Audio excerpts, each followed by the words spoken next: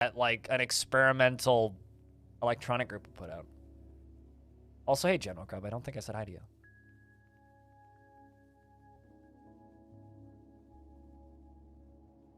Is 31 years old. Let's see. Long Death was 225 as of yesterday.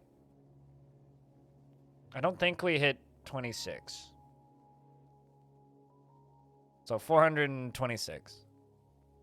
Done any haunted glaciers? I've done a few, yeah. I don't generally like doing haunted forts. The way Dwarf Fortress increases difficulty is like, meh. My favorite haunted forts that I've done are like semi-haunted, so it's like half haunted, half not. Glaciers are boring. I've done a few of them over the years because literally it's just dig straight down, build trapdoor, put in trapdoor, lock trapdoor. That's how you win haunted forts in glaciers. And then you just dig down to the caverns and you farm. It's like...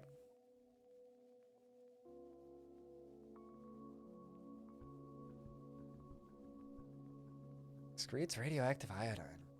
Will cause cancer anywhere it is. Whoosh. Wow. That sounds vaguely familiar. I don't generally go looking up other people's playthroughs, though. Like, I've read Boat Murdered and I've seen plenty of Krug Smash playthroughs, and I've read various other stories over the years, but I don't generally seek out other people's playthroughs.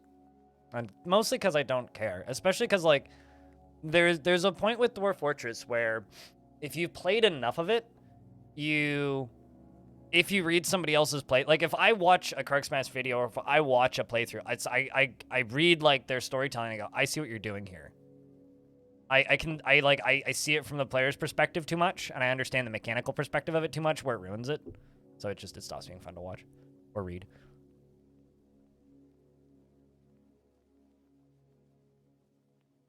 I think you're watching Dwarf Fortress. I don't recall anybody stating that they're getting high, but I mean, if you want, never been a better time to be stoned as fuck. But speaking of playthroughs,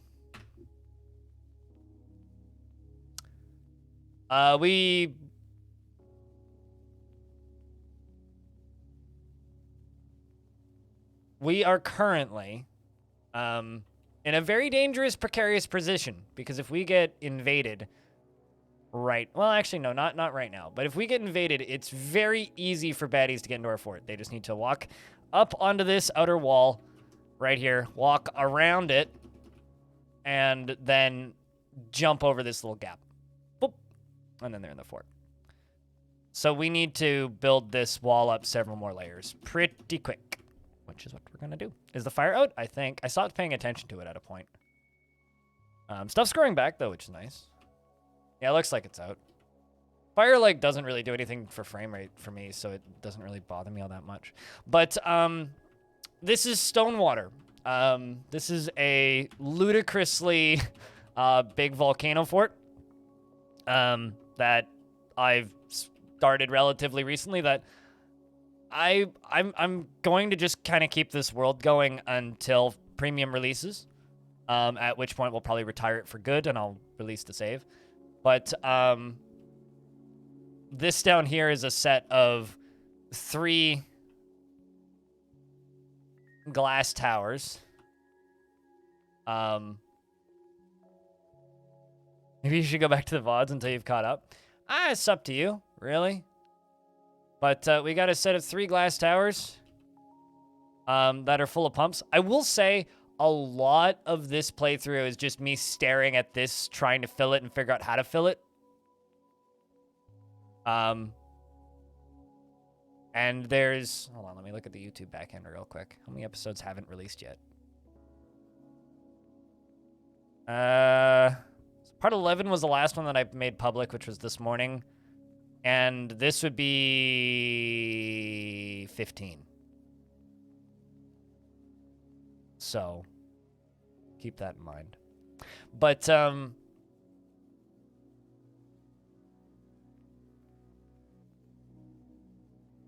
this particular fortress has just been a whole lot of fucking around with this.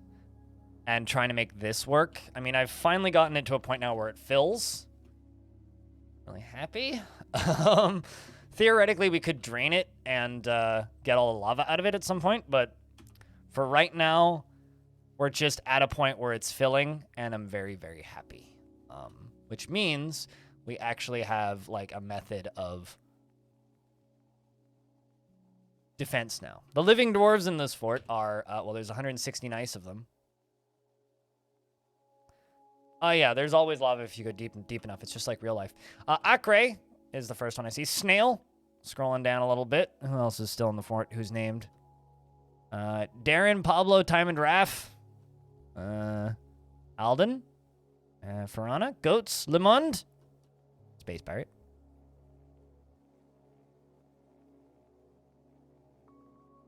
Onyx. Air. NetJam Jr. Sanic.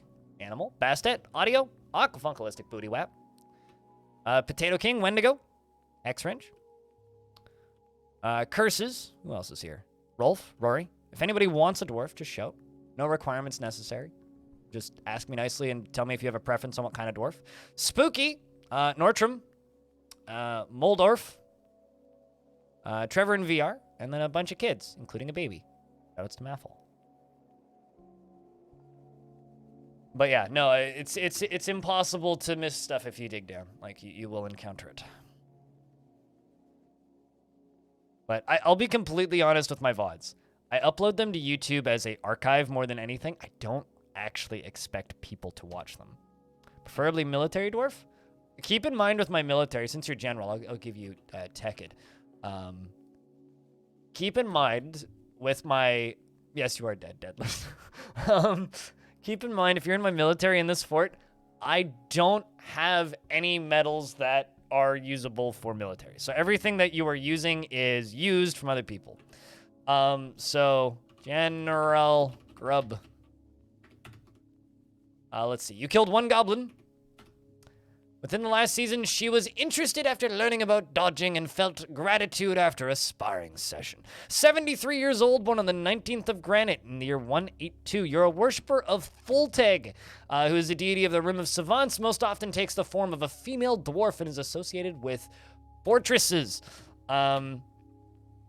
She has a broad body with almost no fat on it. Her hair is clean shaven, and her slightly protruding gold eyes are close set.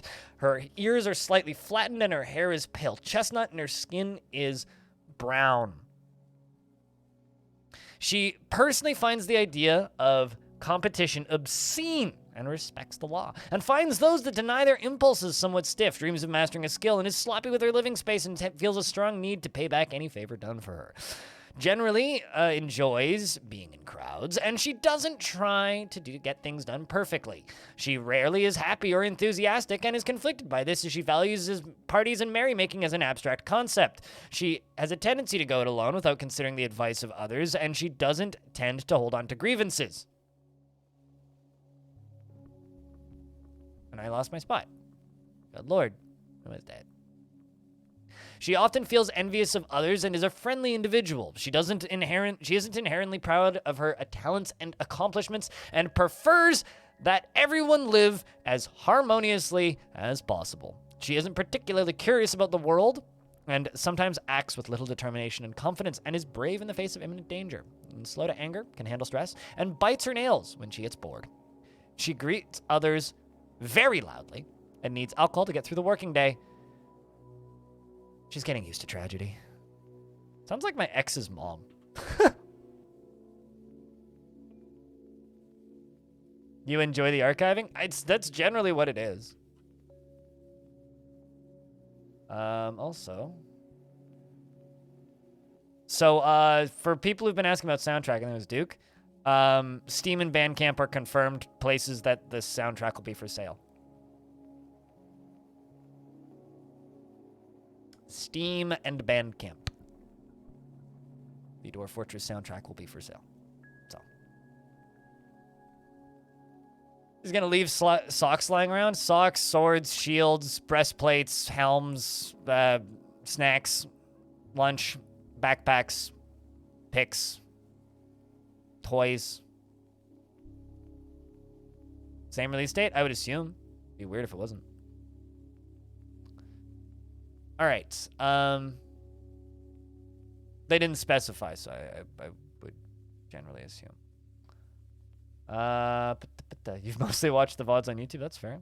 A haunted beach. There was a rapid elevation change with the river that was going into an ocean. The fort built hanging over a canyon with terrible things washing ashore from time to time. It's a very fun story experience. Yeah, like that. Like for me, when it comes to haunted maps, it really, really comes down to the way the map is laid out. Like I did a Halloween fort, and it just kind of sucked. Like it just wasn't fun to play. But like I've done haunted forts in the past that have been kind of awesome, but you really need a good map for it.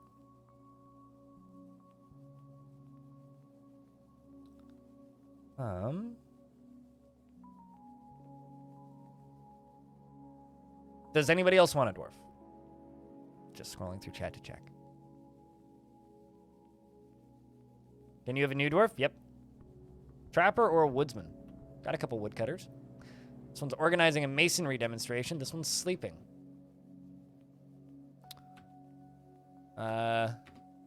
Umid? Sure, Nano. Give me a sec. Bedless. He doesn't feel anything when sleeping without a proper bedroom. Really? Do I need more bedrooms? Shit. Guess we'll do that today. Within the last season, he was content after having a pretty decent drink and felt lonely after being away from family for too long, was bored after being unable to practice a craft for too long, and felt admiration after watching a performance, was interested after watching a performance, interested, felt gratitude remembering being rescued, and fondness after making a friend. You have a friend, and it's Zasset, the doctor. You worship Datan, the deity of the room of Savants, most often takes the form of a female dwarf and is associated with mountains. And you're 54 years old, born on the 10th of Hematite in the year 201. His long sideburns are braided and his long mustache is arranged in double braids. His very long beard is arranged in double braids and his short hair is neatly combed. He has a broad chin and his head is narrow. His eyebrows are somewhat high and his nose is somewhat narrow and his ears are somewhat narrow and his hair is pale chestnut and his skin is dark peach and his eyes are gold. He personally values artwork and doesn't particularly respect commerce and dreams of mastering a skill. He feels a strong need to pay back any favor done for him and feels best when everyone gets along without any strife or contention. He finds obligations very confining, though he is conflicted by this for more than one reason, and he often feels lustful. And he tends to be a little wasteful when working on projects. And he tends to ask others for help with difficult decisions. He does not go out of his way to help others and tends to be passive in discussions. He is moved by art and natural beauty, and he is troubled by this since he dislikes the natural world. He is slow to anger and doesn't hold on to grievances and tends to think before acting. He is not inherently proud of his talents and accomplishments and lives a fast-paced life and doesn't often feel envious of others. He currently is more rude and currently more fearless. And he currently is more confident. He currently is more shameless. He currently is less private. And when he gets excited, he often tells stories without any real point. So he's a Twitch streamer. He needs alcohol to get through the working day, just like most Twitch streamers, and is getting used to tragedy. Work calls lurking. Enjoy the lurks. Can you, Nano? Do you have any preferences, Nano? Any preferences? Or is it just dealer's choice?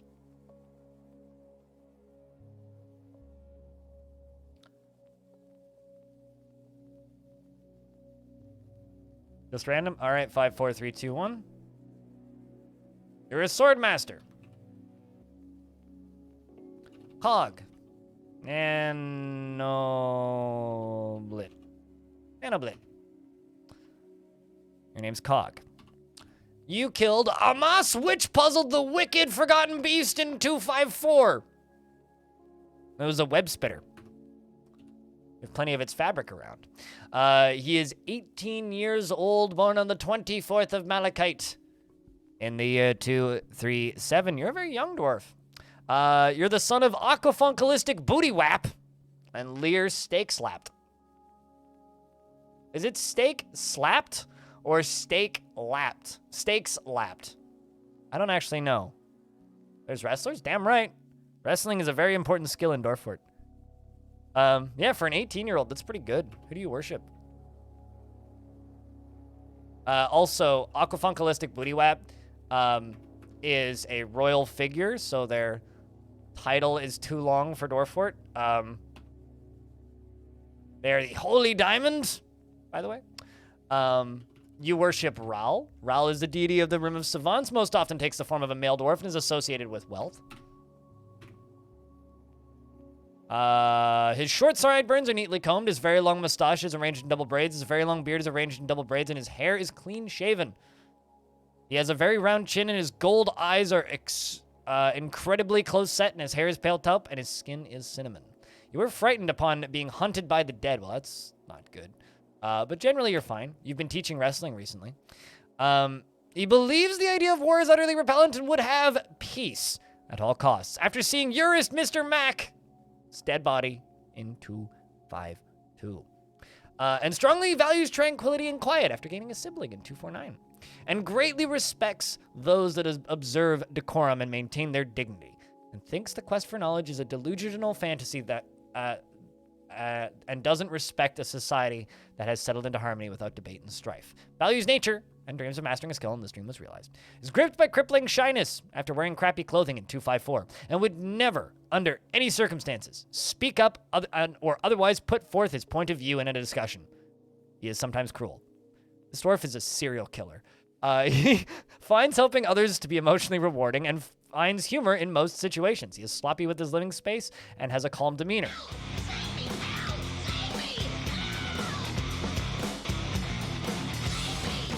Crypt zoom, things are busy in lump beef broth land, but I had to pop into resub. Hope all is well, Crypt Bear. Thank you very much for the resub. Things are very busy here because Dwarf Fortress releases in, let me refer to my very important live stream of the release date, 4 weeks, 5 days, 20 hours, 11 minutes, and 8 seconds. Jack, can I get a round of beers for Lumpy? Good to have you around. Cheers, man. Where were we? He isn't particularly curious about the world and enjoys the company of others and tends to not be swayed by the emotional appeals of others and isn't given to flights of fancy. There's a release date? Yeah, it's in the title of the stream. There's also a video about it on YouTube and a trailer and many other things. And I front-paged on Reddit with the link to the trailer yesterday, which means my Reddit inbox was a clusterfuck until I muted the thread, which I did pretty quickly. Because I'm smart. But how many upvotes did that shit get? 6,000 upvotes. Even though Reddit numbers are fake, like that's fucking crazy. Crazy fucking bonkers. For anybody who hasn't seen it yet, there's the... fuck it. You know, we'll just play it.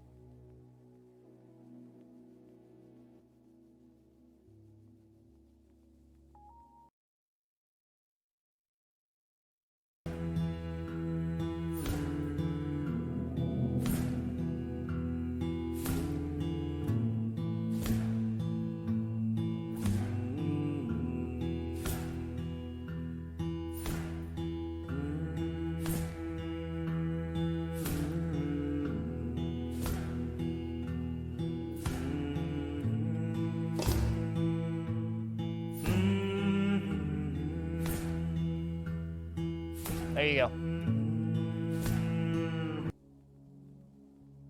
It's pretty great. It is quite the bop. Yeah. My favorite little tidbit about that trailer is, like, if you don't smooth your floors before you place statues, you'll see weird cracks around the edge of the statues, which is hilarious to me. So, yeah. No, it has a release date. And that's what it did to my YouTube channel. Like, it's left a unchanging mark upon it, that's for sure. Anyway. Generally quite confident in his abilities when undertaking specific ventures and is quite ambitious, prefers to present himself modestly, and has a tendency towards forming deep emotional bonds with others, is quick to form negative views about things, and has a habit of stretching his body during pauses in conversation. He taps his feet when he's annoyed, just like Sonic, and needs alcohol to get through the working day, and doesn't really care about anything anymore. Yor could even take off. What, the YouTube? We'll see. We'll see if that becomes a consistent thing. I mean, it was like, what, 140 subscribers on YouTube since yesterday? Or no, 148. So, good number of subscribers. I don't know. Like, it's a big influx for sure, but for me, it's not exponential or anything, so that exponential is kind of taking off. Like, if I got like 30,000 subscribers overnight, that would be taking off. That's what my brain considers taking off. But it's certainly not doing terribly. I hit kind of critical mass with YouTube comments yesterday where I had 8 comments. I was like, all right, I'll respond to these 8 comments. And I responded to all 8 comments and then refreshed, and there was 12 more comments, and I was like, all right, I'm going to bed. I give up.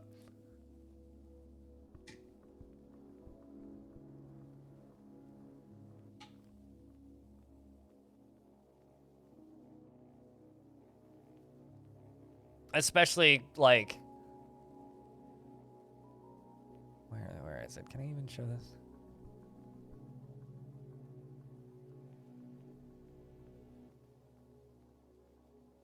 Also, this GIF right here. This GIF right here is how I feel whenever people ask me about frame rate in Dwarf Fortress. Just for clarity's sake. That's... Anyway. Does anybody else want a dwarf? While I have the list of dwarves open. Also, I need to check. How many dwarves need beds? Wow, a lot of people. Holy shit, yeah, we need to make beds.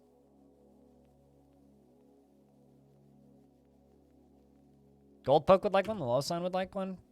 Gritty will take one. Okay, well, we'll be here for a while. We'll do them random then. But Nil, you can be Gritty.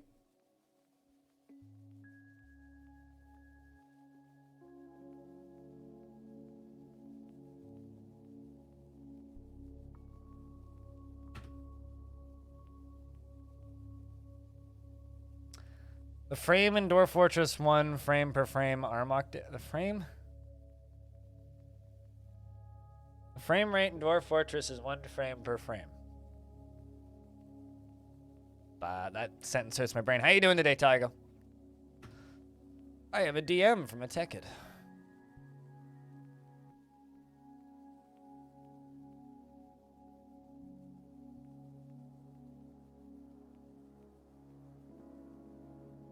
Tekid may or may not, may be joining for the next Bay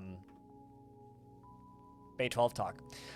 You also worship Tholteg, a deity of the Rim of Savants, most often takes the form of a female dwarf and is associated with fortresses. In the early winter of 15, Pussis was authored by Stukos in order to glorify Tholteg? Pussis. Huh. Anyway, he is 76 years old, born on the 6th of Slate, the year 179. Hair is straight, very long sideburns, very short sideburns that are neatly combed. His very long mustache is arranged in double braids, and his long beard is neatly combed. His very long hair is tied in a ponytail, and his very round chin is somewhat narrow. His gold eyes are close set, and his head is extremely narrow. His slightly flattened ears are extremely narrow, and his quite dense eyebrows are short. His hair is pale chestnut, and his skin is dark tan. He dreams of crafting a masterwork someday, and he strangely prefers the discussions of ideas and abstract concepts over handling specific practical issues. Oh, something I forgot to do that I should probably do. Pin another comment to my YouTube channel. Hello, everybody, and welcome back to another talk. That's my YouTube channel. I'm muted. Don't you love it when that happens? Why didn't I remute the thing that I just unmuted?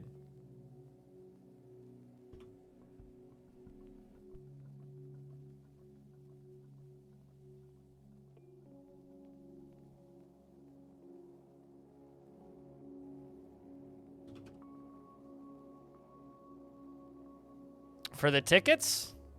Absolutely 100% random. Ask Diamond about how much he's lost over the past week.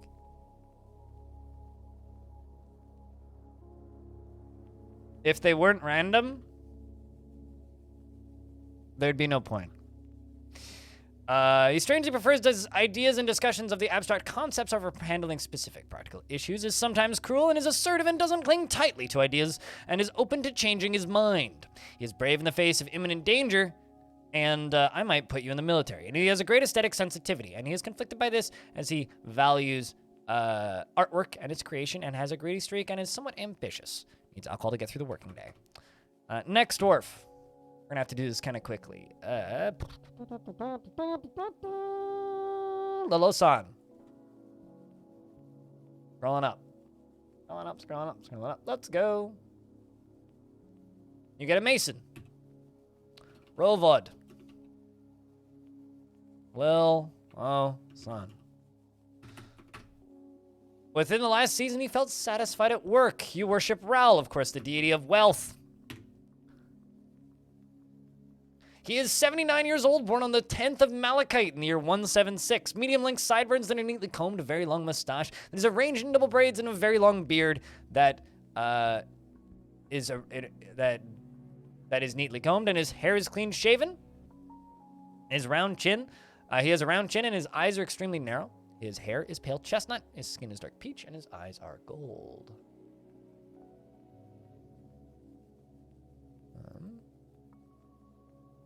Also need to make sure I did something correctly. I actually don't think I did.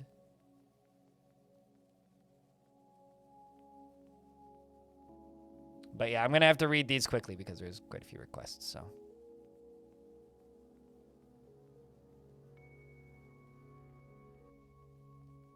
There we go. He has such a developed sense of optimism that he always assumes that the best outcome will eventually occur, no matter what. Really, Lolo-san? Really now.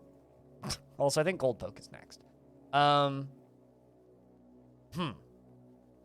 matter what, he very rarely develops negative feelings. After seeing the giant dumb bristle comments the mouth of Directing's dead body in 250. He isn't particularly ambitious, and he is grateful when others help him out, and he tries to return favors, and he doesn't seek out excitement. Can handle stress and generally acts impartially, and is rarely moved to mercy. And he is disturbed by this as someone who dislikes those who seek to acquire power over others. He has repeatedly snapped his fingers when he's trying to remember something, and needs alcohol to get through the working day, and he's getting used to tragedy.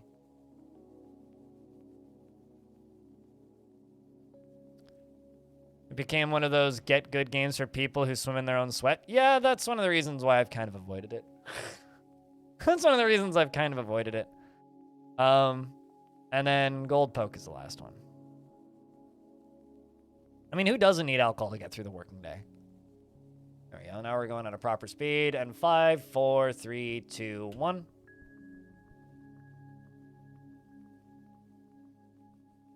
Gold Poke or Goldfinger.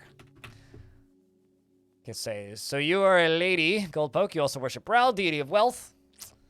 You killed a dwarf in 252. As for why, I don't know. But apparently you killed a dwarf. I think that... Was that here? Yeah, I guess that was here.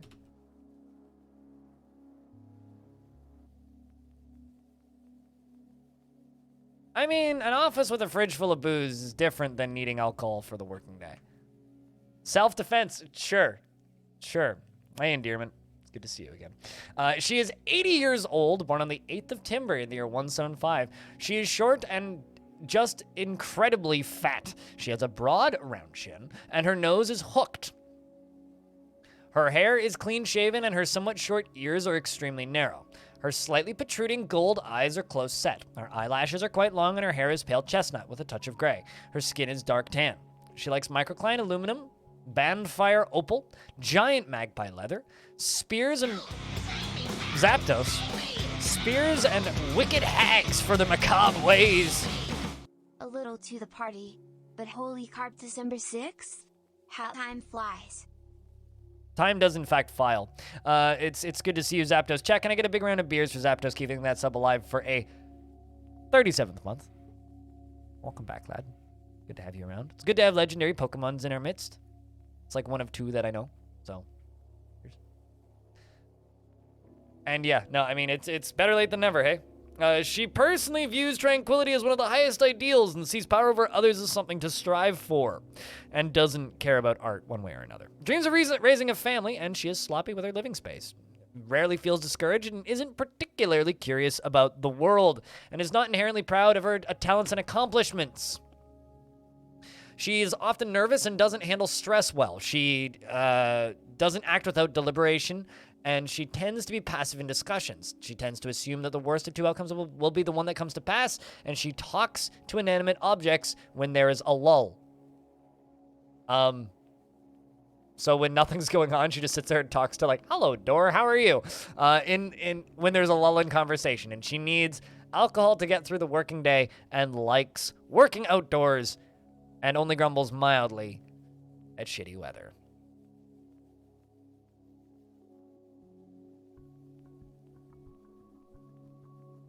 No, it's like it's a month away. Like we're a month and like 4 days away, basically. Like that'll fly by. That will fly by. Truly.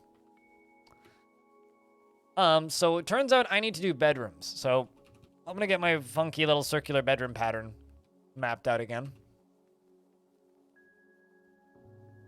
I think we'll do more up here. So, let's go up to record.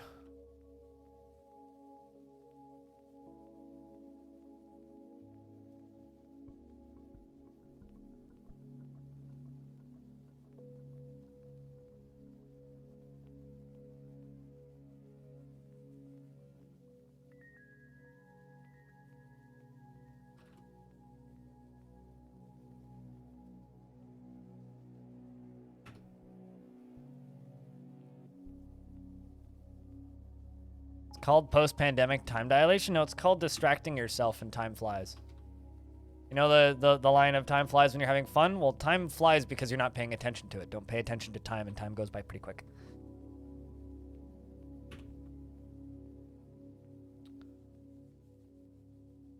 Also, like, it's just called growing up, you know?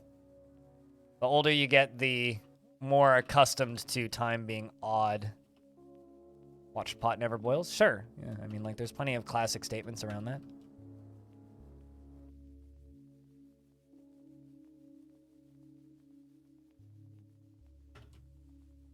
And if I missed you for a dwarf, just give me a little bit to make some more bedrooms. We'll get more dwarfs named. Or queue up some bedrooms. And then we need to also queue up the outer walls.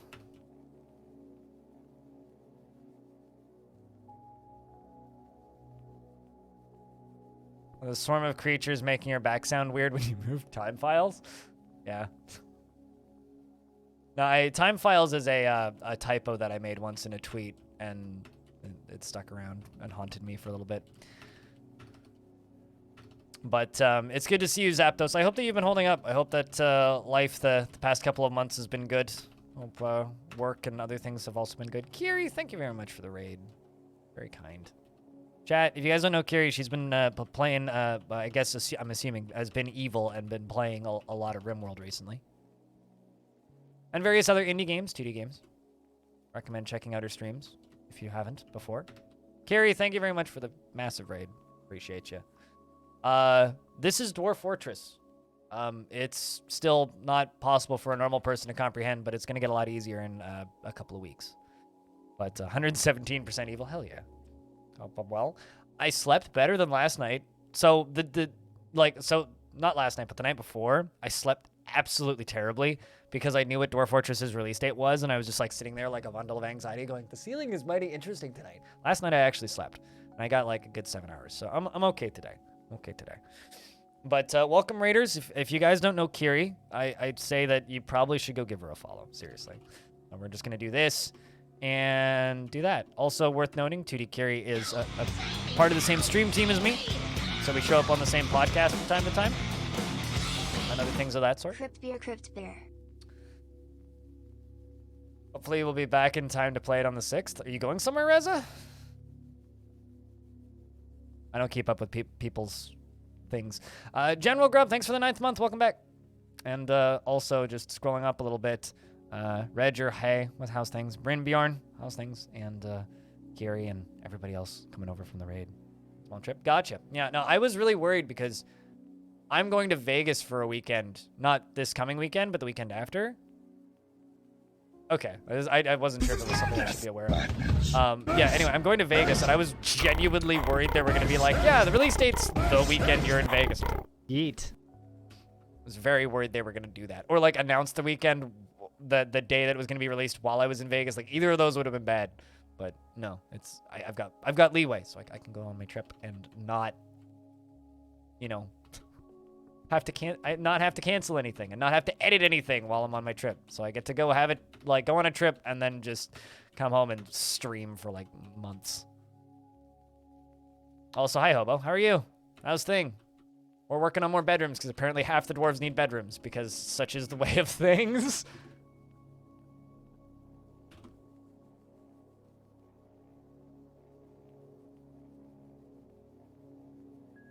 Yeah, which, well, I mean, like, I'm going to Vegas with Hobo, and, like, the first night we're going to a concert. The second night we're going to a concert, and the third night we're going on a hike. Or the third day we're going on a hike, so it's like, I'm gonna do very little actual Vegas-y things. It's like, no interest in gambling or casinos or any of the normal, debauchery that you get up to in Vegas, but, like, concerts, sure. Also, the concerts are kind of cheap. I'm giving out 3 copies of the game to those who want the graphics but can't buy it. I would be very careful about who you give those copies to.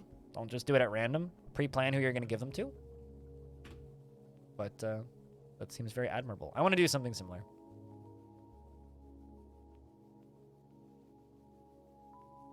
You also did very little Vegas things when you were there. Yeah, I mean, like, I wouldn't mind, like, driving down the strip once or, like, walking up parts of it, but, like, just to kind of say that I did it, you know? It's like you want to walk up down Main Street USA in Disneyland once in your life, even if you think that Disney should be, like, thrown out a window and removed from business because they're a terrible company. But, like, you know, you gotta go to Main Street USA once in your life. Come on.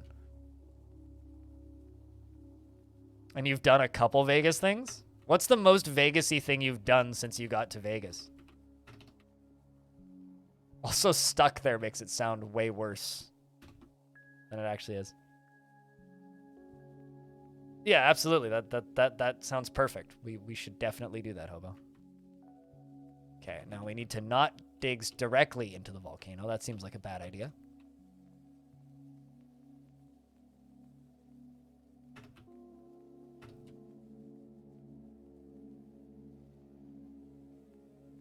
You did this Stratosphere Tower, it was okay.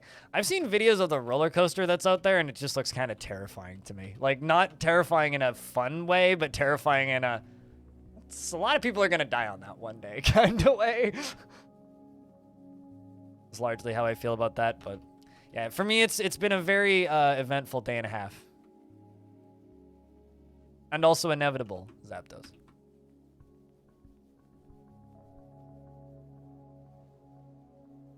Roller coaster in New York was pretty fun. I can tell you that the roller coaster in the West Edmonton Mall feels like a fucking death trap.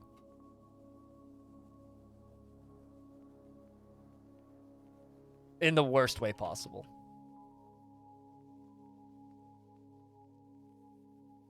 Okay, yeah, that checks out, Hobo.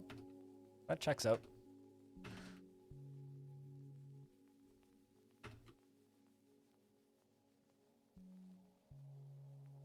All right, so these are all going to be new bedrooms. Roller coaster in a mall doesn't sound like a good thing. What if it's the biggest mall in the world? You know, like, when I was a little kid, the concept of the biggest mall in the world sounded super cool, and the older I get, like, the more like dystopian and apocalyptic it feels and sounds. How big are we talking? Biggest mall in the world. It's the West Edmonton Mall. It is literally the biggest mall in the world, and it's in Canada.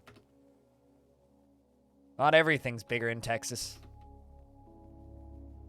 Oh, you've been there, it sucks? Yep. It's just a really fucking big mall that has no real reason to actually exist.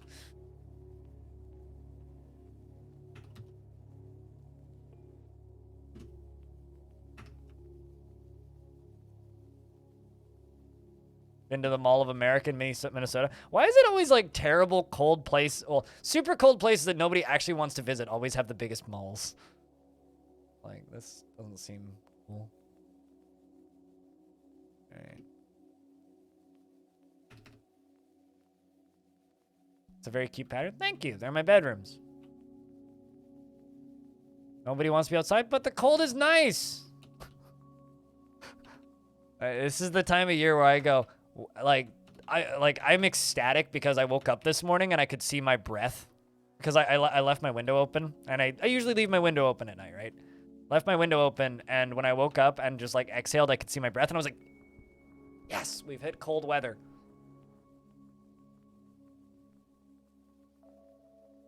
So happy.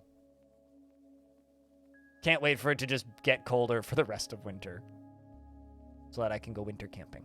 I want to go sleep in the snow. The fire's gone down. They've been gone basically for, well, I don't know if they're still burning even, but like the smoke's been gone basically.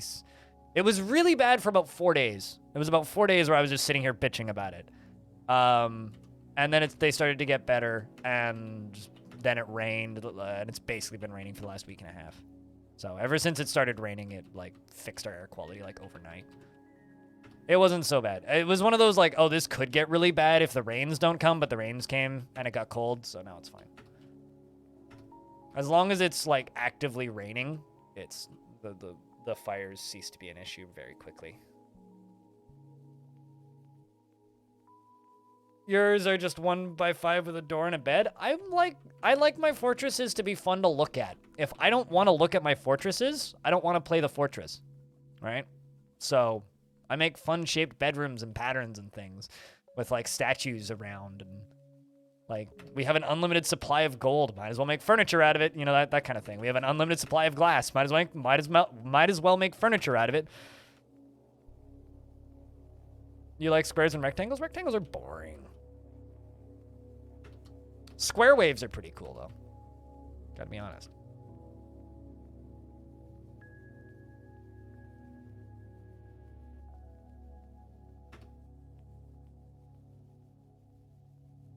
Mass furniture and premium. Curious to see what that stuff looks like, you know?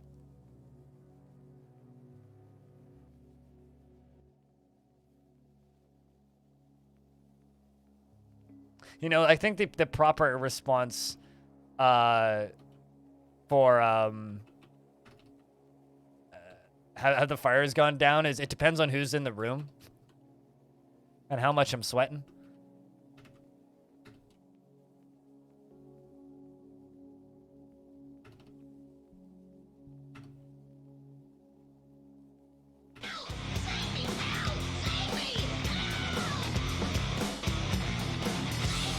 He'll release the lead. If becomes a millionaire, he'll release the source code. Imagine the modding. He said he'll release the world gen code, which is part of the source code. But yeah, same. I mean, I can't imagine what people would do with it. Actually, I think the first thing they would do with it is they would all complain about how bad his code is, and that would get really annoying for me. Then the mods would get really cool. That's I feel like the way the pattern would go is it would be like a month of just people complaining about his code being bad, and then the mods would get really cool after that.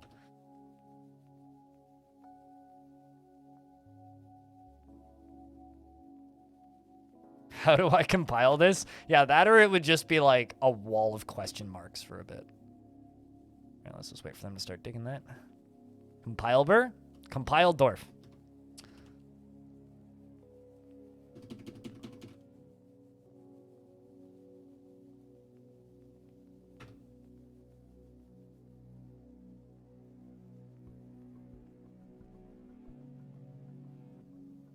How easy Jimi Hendrix riffs are? I mean, plenty of bands that play easy riffs. Like, I'm pretty sure there are whole songs that I listen to on a regular basis that are like one chord. Or like one small loop of chords just on repeat for like 4 minutes. See any Static X song for examples.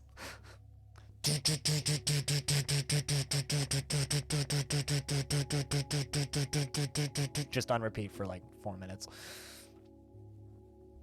Stuff doesn't need to be complicated to be cool as fuck.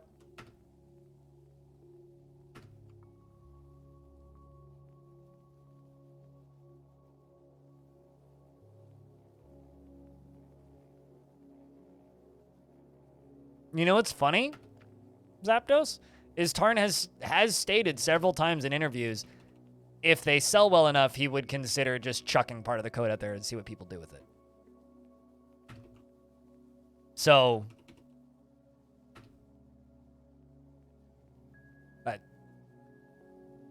that's all.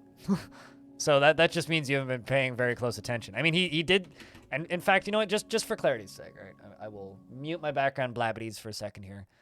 Open up my YouTube channel and show you something.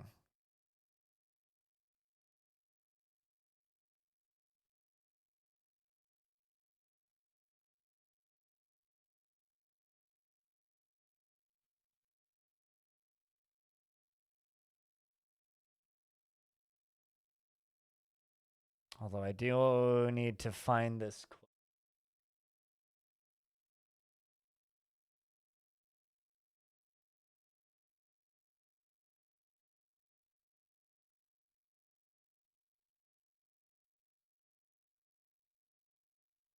That introduce anyone else to the code to get like more hands bug fixing for you in the future, maybe not immediately.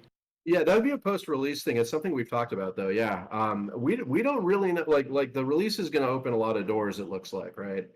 And then I don't have to be so paranoid about the code and that kind of thing, because I haven't even trusted people with NDAs, right? No one's seen it that hasn't like reverse engineered it. I mean, some people have gotten that far or gotten pretty far along those lines, but even the people that did the Mac and Linux ports were not working from the DF code. They were working from these weird little side projects I made that mimicked it. I mean, those people were heroes. They're able to accomplish that without the game, right? And but yeah, once we're up and running and everything feels more stable, and we've got our stuff sorted out, then we've talked about all kinds of possibilities of getting people to look at it, but also releasing pieces of it maybe. Like I thought it'd be interesting. Maybe you can take all of World Gen and just kind of throw it out there, see what happens. That's what I'm talking about. So, sell 1 million copies.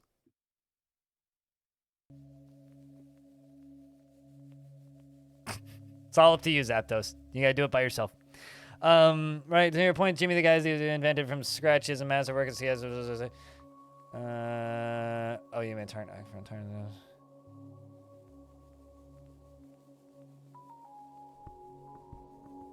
Yeah, no, absolutely. Ithaca, totally. He's getting 5 from you. I mean, I'm just gonna keep giving them money on Patreon, but also gift a couple copies to family members and friends. 5 copies at $30 USD a piece.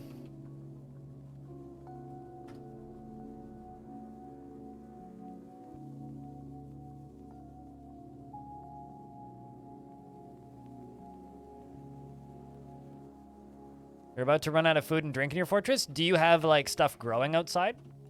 Because if you do, assign somebody as a plant gatherer, hit D, and then hit P. Oops, nope, not O. D, and then P, and then press Enter over top of stuff outside. Go all the way up, and then go over a couple, and then press Enter again. And then all of those things that get selected are plants that will be harvested, and most of them are edible. Some of them are only craftable. So set somebody as a plant gatherer, and set that job. Christmas presents? Hell yeah. I mean, my sisters are getting Dwarf Fortress for Christmas, and they better be happy.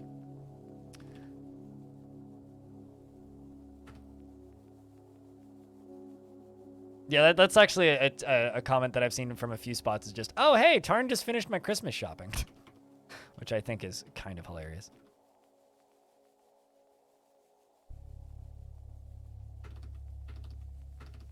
Are these people who've played the game before, or are these people who you are forcibly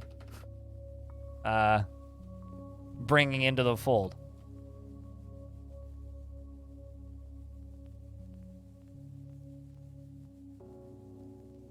Your kids are both getting a copy. That's awesome.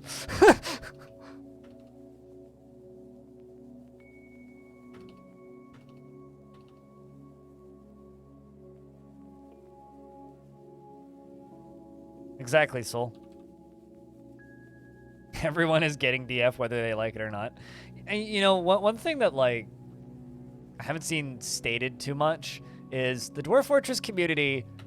We've been around, right? Like we've played games for a while. And the funny result of having been around and played games for a while is you probably also have a job.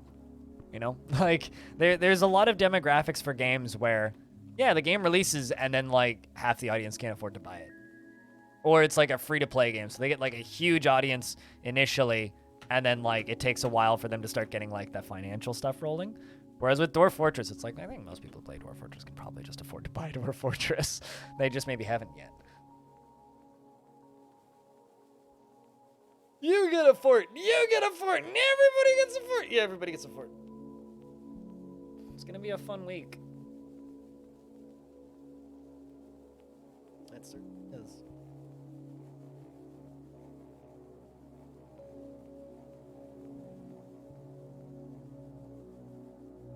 So I got dwarves digging, I got dwarves constructing, everybody's busy. Also, I've got an artifact being made in the background, by the way, because yesterday, right when I ended stream, this dwarf went off into a strange mood. So I also have an artifact being made in the background of all of this right now.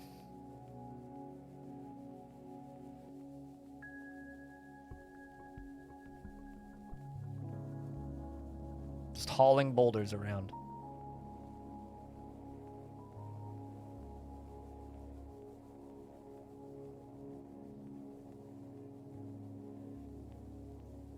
You have two friends that tried it years ago and couldn't get past the UI? Yeah, I think that's most people.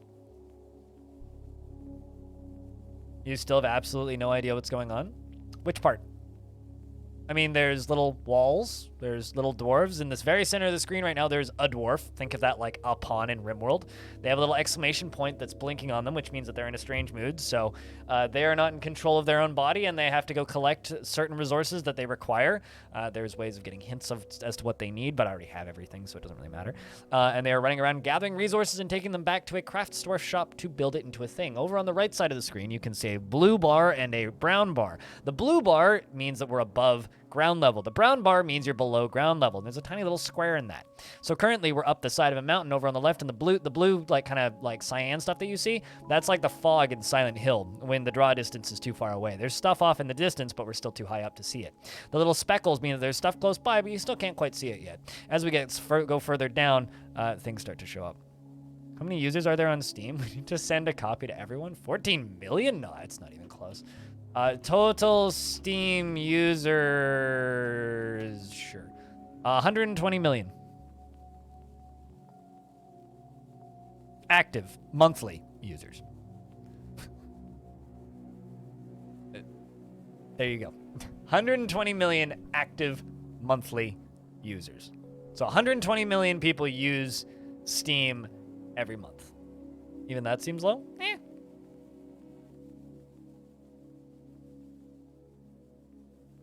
Everybody's telling me it's time to confirm your taxpayer status. Yeah, it's that time of year. I get it. It's fucking November. Sign into all of this things, so it's like we've submitted your information.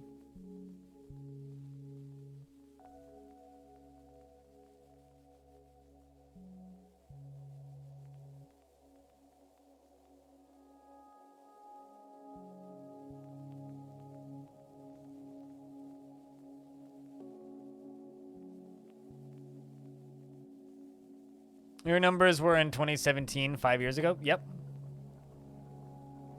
Yep. No, I mean, it was like 95 million in 2019 and then 120 million in 2020. And the numbers just keep going up.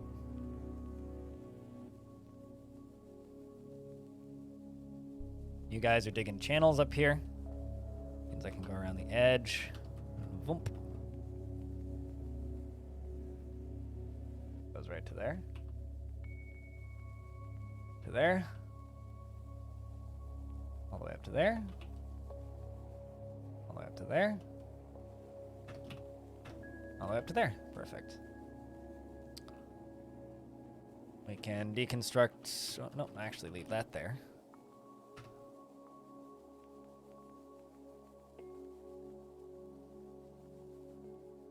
I wonder how they're getting home. I walk down there and then back up.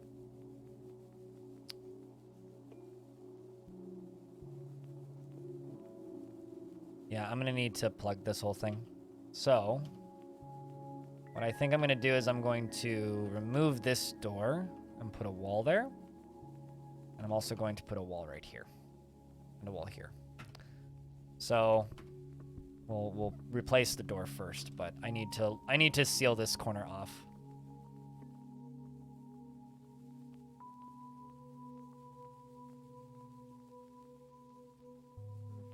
Same with down here.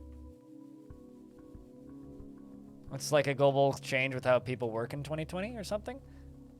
Then, like, you know, over the past, I would say 15 years, video games has gone from being a niche hobby that you did and got bullied for to being the cool thing that all the kids did. Like, when I was growing up, and I feel weird saying this now because I feel it was not that long ago. It's like when I was in school, I got bullied for playing video games.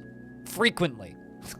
Frequently. Like, I was the kid that wanted to talk about video games all day. And I got, like, harangued, bullied, like, duct taped to trees and scouts and just left.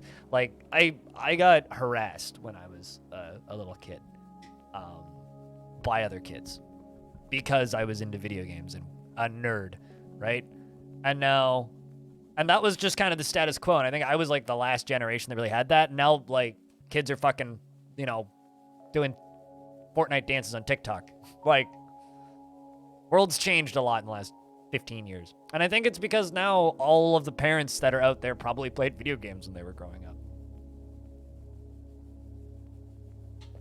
Like, just the way we consume entertainment has changed so much. And also, like, part of that, I think, is the difference between watching Saturday morning cartoons and watching Fortnite streamer number 247 on YouTube for your daily entertainment.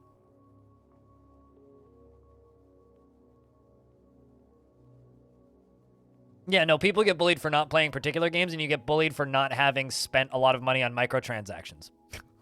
Like, the reason default is an insult now is because it means that you have the default model in a video game, which is kind of fucked up.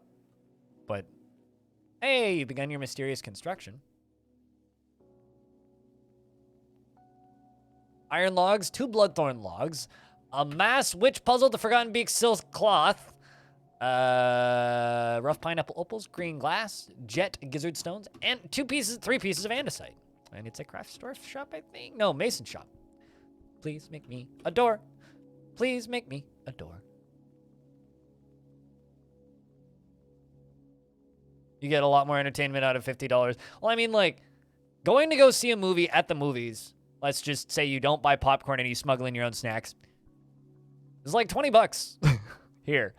For that same amount of money, it's like you could buy a $20 2-hour story-based game and play through it twice. Or you could buy, like, I don't know, what can you buy for $20 on Steam? You could buy Caves of Cud and play that for like 250 hours.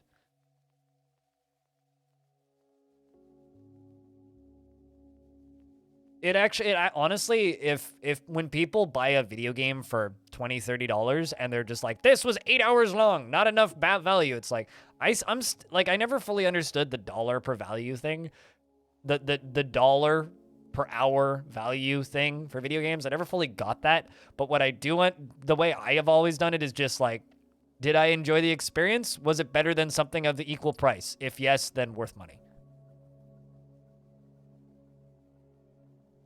Tales of Maj'El, free. Yeah, exactly. Although I would argue you should pay for Tales of Maj'El. Maj'El plus 4 expansions, $11. You should donate money to Dark God if you're playing Maj'El and enjoy it.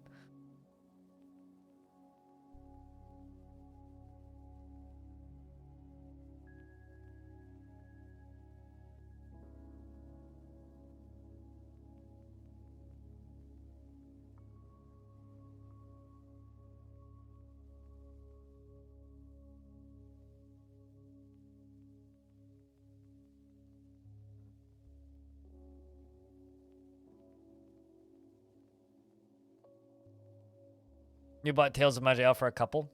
Yeah. Well, I mean, like, things like NetHack. NetHack is free.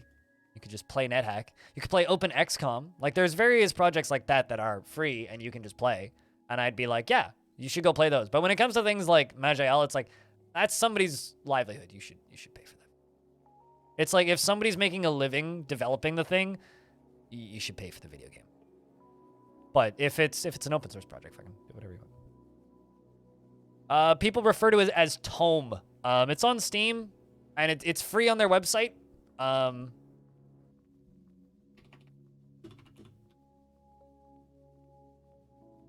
It's free on the website. It's made by one guy named Dark God. It's basically the closest thing you can get to Diablo while still being a roguelike. And to give you an idea, it's got 1,782 achievements. There's a lot of content in it. The game is like $7 Canadian on Steam. It's free on the website. The paid version on Steam and the paid version on the website just gives you some online functionality and a few other perks. That's basically it. It gives you like global chat and shit. Tome.net, tome4.net, I think, TOME4.net, the website. I think it's a .net. Fuck, I actually don't know. Do I have a tome command? I might even have a tome command. Nope, I don't. But yeah, it also frequently goes on sale for like $3. But it's really fun having the online functionality because every now and again someone will donate some money to Dark God, and then Dark God will pop in the chat and give everybody who's online currently items and shit. Like, you want to pay for the full game because it does add some cool community interaction. And there's usually like a couple hundred people playing, and everybody's like amicable and cool generally. Or you can just disable all of it. So many games to play, life's too short. I know, right?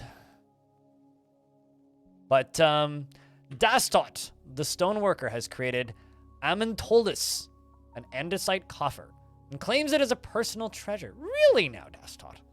Really? Do you have a bedroom, Dastot? You do not have a bedroom. Well, we shall give you a bedroom. It's worth 36,000. This is an andesite coffer. It's called Age Top. This is an andesite coffer. All craft store ship is of the highest quality. It is encrusted with round jet cabochons and studded with iron, and encircled with bands of opal andesite cabochons and baguette cut green glass, gems, and pear cut pineapple opals and bloodthorn.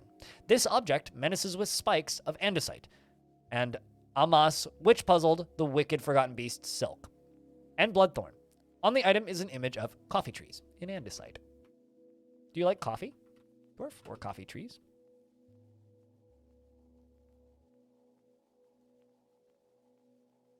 Nope.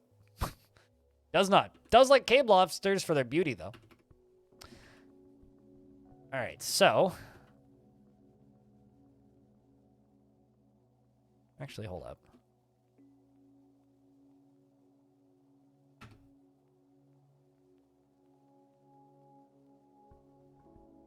Where did you go, Destot?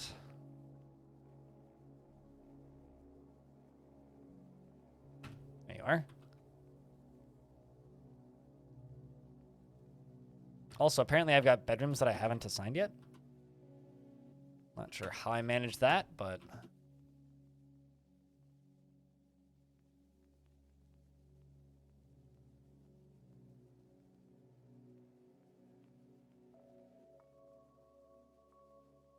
You know, someone just asked me that on Reddit like half a second ago.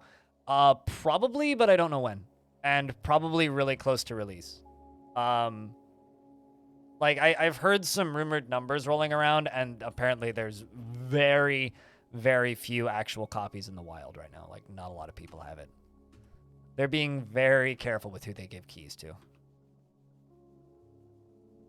But yes, I will get early access to the game or press key access at some point.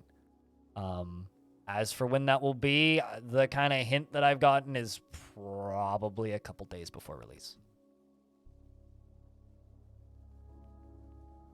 So if I get it like December 3rd, I wouldn't be surprised. I'll put it that way. Like, if I get it like the weekend of release, like, that wouldn't surprise me too much. Air protective as fuck? Yes. Yes. But, and you don't blame them. Well, I mean, I would be too if I made Dwarf Fortress.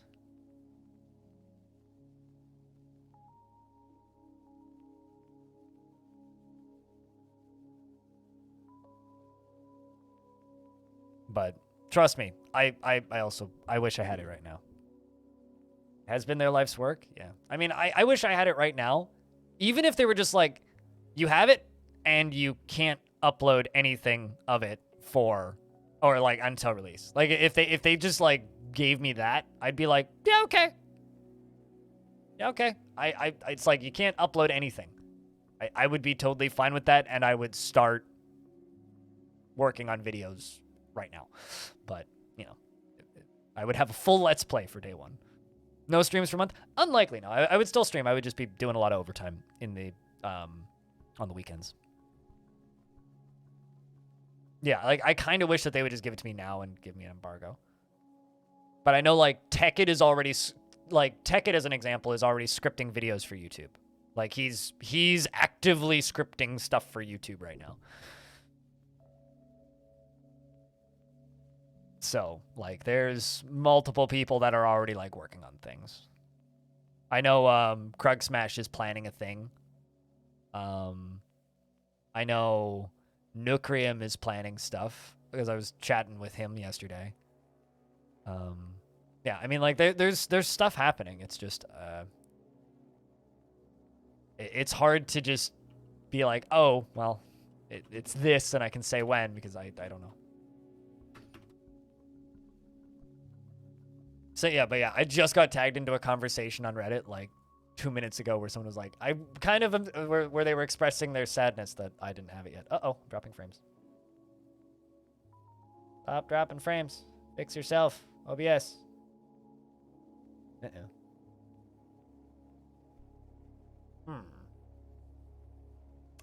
I will drop my bitrate. That'll be fine, probably. I'll turn it back up in 20 minutes.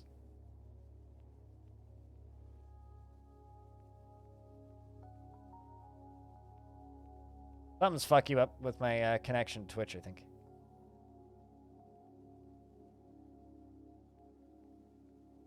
That stabilize it? There we go. It seems to have stabilized it. Sorry if you're getting buffering. But, yeah, I don't know. I don't know.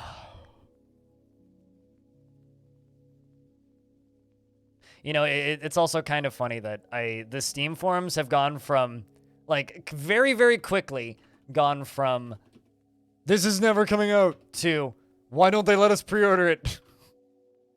I just think that that's kind of funny. Because it's like, it's amazing how quickly that switch flipped. It's like, oh no, the game's never going to release, sad, I'm removing this from my wish list, god damn, this game's taking forever, blah, followed by, why can't we pre-order it, just let us give you money now. It's like...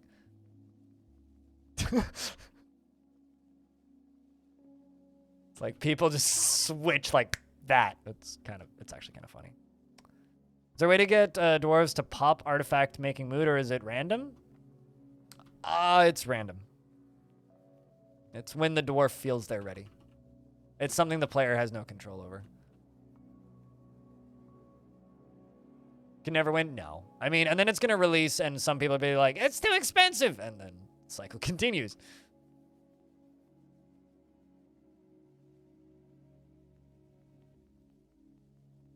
And it will never end. And once again, yeah, you can never win.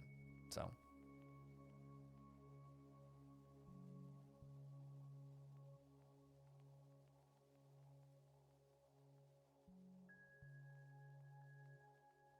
Let's throw that down over there. Check on my food and booze supply. Plenty of food, decent amount of booze. Working on that next. Door has been removed. Go down to here.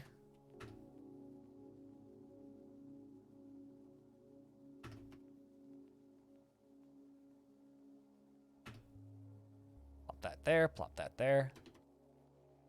Gotta seal off the corner of this so we don't have bad things walking directly into the fortress, because that would be bad.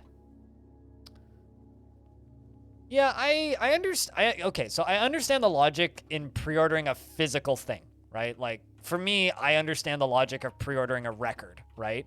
I don't understand pre-ordering digital albums, and I don't think I ever will, but I understand pre-ordering a CD, a record, a cassette.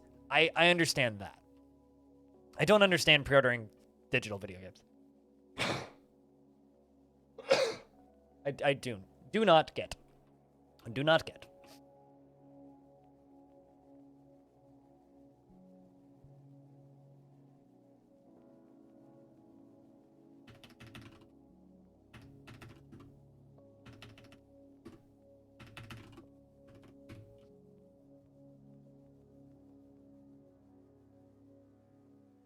But, you know, at this point, I'm just extremely thankful and need to sneeze again.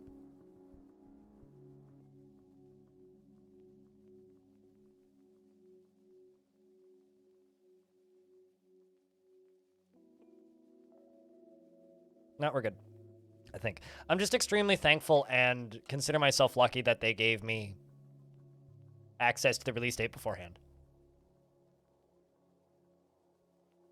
Like, the fact that I had a whole day's notice is, like, more than I could ask for.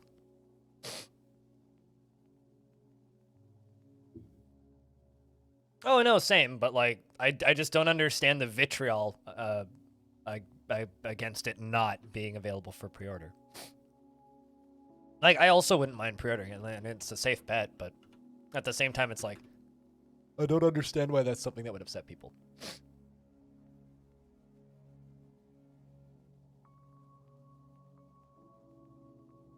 It used to be the only way you could get a copy on release date. No, totally. Yeah, absolutely. Like, before digital sales were a thing? Yeah, absolutely. Like, it made a lot of sense then. All right.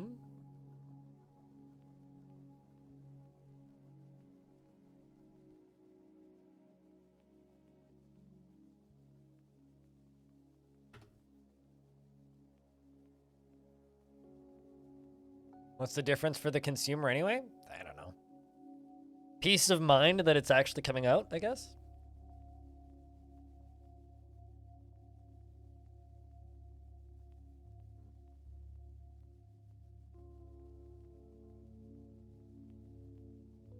Oh yeah, also so there are two things actually that the like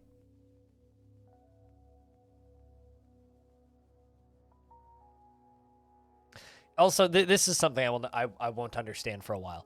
Try the new UI before you start screaming about whether or not Dwarf Therapist will get updated. Because, yeah, no shit, it'll get updated. But, like, try the new UI first. Like, the point of the UI is to make that stuff less necessary.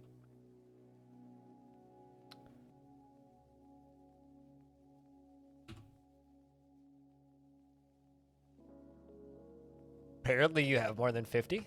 Like...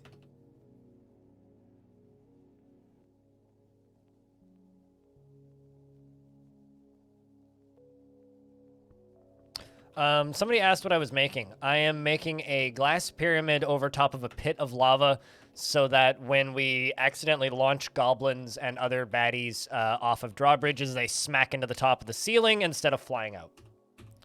That's what I'm making.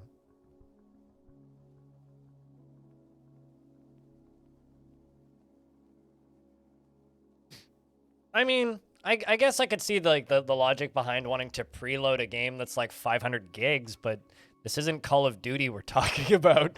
This is Dwarf Fortress. This game's a like couple hundred megs. If that.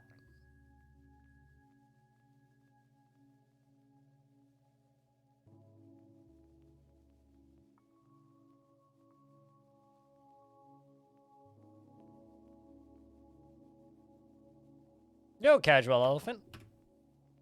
You know, this nifty little Twitch feature where it's just like, hey, you got a shout out from somebody. It's kind of neat because I logged in today and it's just like, Casual Elephant shouted you out. It was like, huh, neat. Thanks.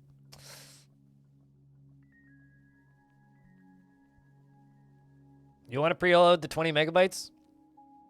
Go to bay12games.com/dwarves and preload it right now. You don't have to play it.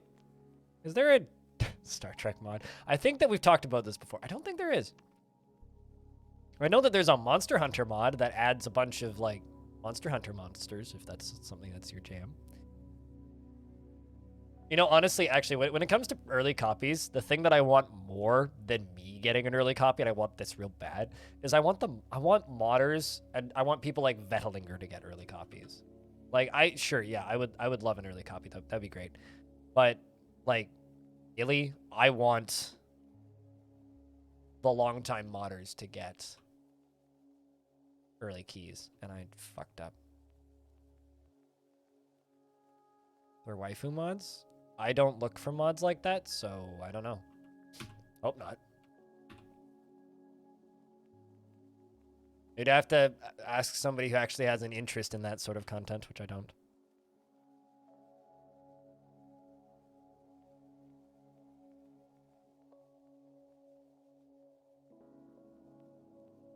With the AI-generated dwarf images you were doing the other day. I actually have a tile set made entirely in Mid-Journey, which is kind of neat. Guess, like, the best way to do this is going to be to cut the whole thing out and then rebuild it.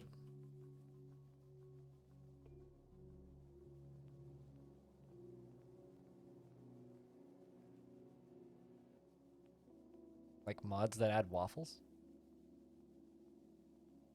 I don't know of a single mod. Uh-oh. That seems bad. That seems bad. Sorry, Aerith. Apologies. Have fun burning. Did I break anything important? Just the dwarf? Okay, we're good. Welcome back, Diamond.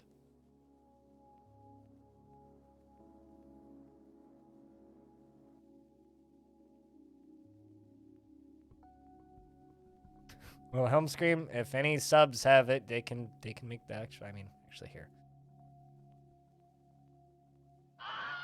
There you go.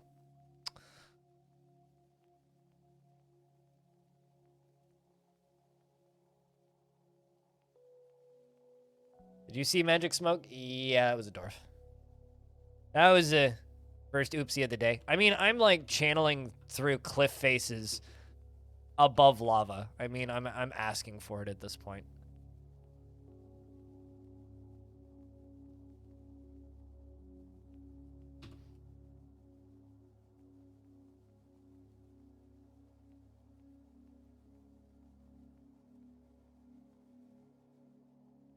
Go all the way up there.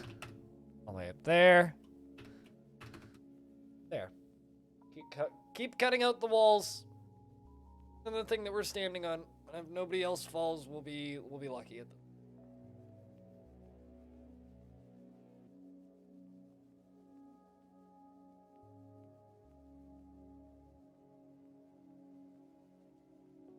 I wind down, you got stuck in a loop of one more thing for 2 hours longer than intended. Yeah, it's Dwarf Fortress is a game that's like, it's weirdly easy to just spend a lot of time in.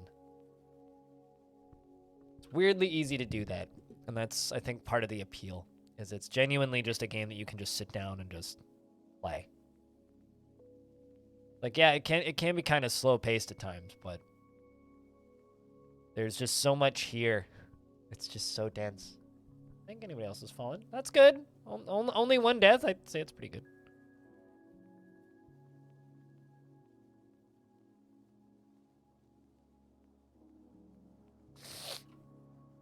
God, now my nose is running. It's like I had that sneezing fit, and now it's just like, I almost want to go blow my nose. We'll see. Give it a second. If it clears up. All right.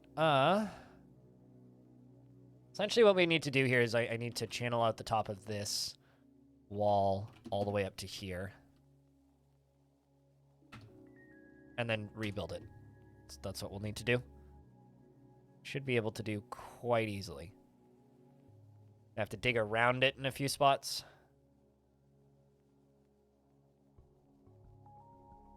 Shouldn't be too bad, though.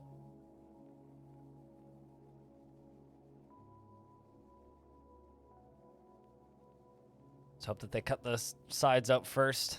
They should. Yes. Sweet. Nothing will collapse now.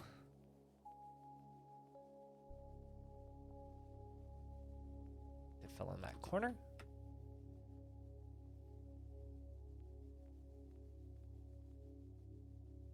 But how goes things now that you're back, Diamond?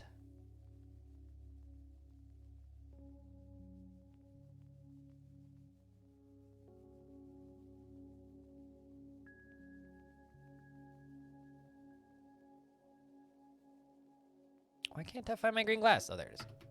It's like, where did my green glass go? I just, like, lost it.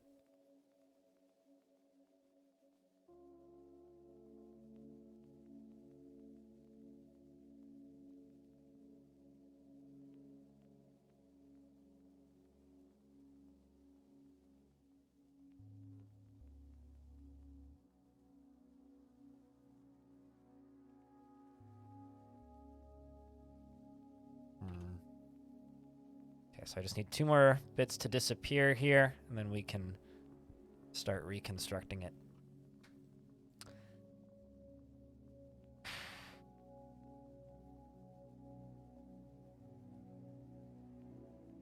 Without letting bad guys in?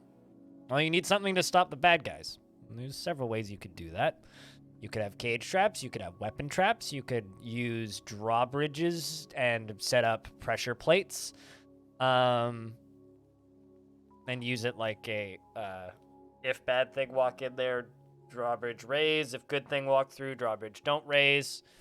Trying to think what else could you do. I usually just use cage traps because they're the easiest. But, like, there's many. It's one of those, like, there's lots of ways you could do that. But doors don't lock, right? Like, things can open doors, and things can knock over doors. Things can also knock over floodgates. Honestly, I would just set up cage traps and have an animal stockpile. And most of the critters in the caverns, with the exception of, like, troglodytes, are butcherable. So you get food out of it, too. It's like, just trap up your hallways. But then there's the problem of forgotten beasts, which are trap avoid. So what I would do with those is just... God, I'm still hoping that cave dragon will come back. So what I would do with those is just simply... hatches won't open from below. You can lock hatches and then things can't get through them. And they're also not toppleable.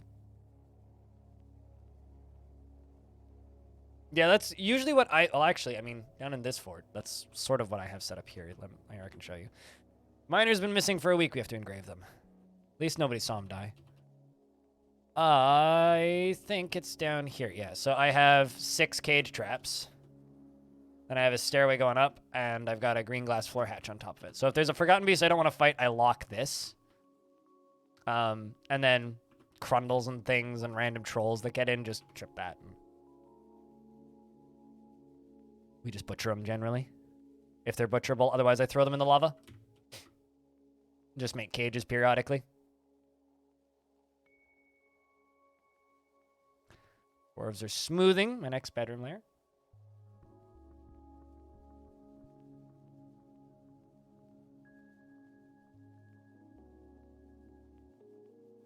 And don't forget about potential gremlins.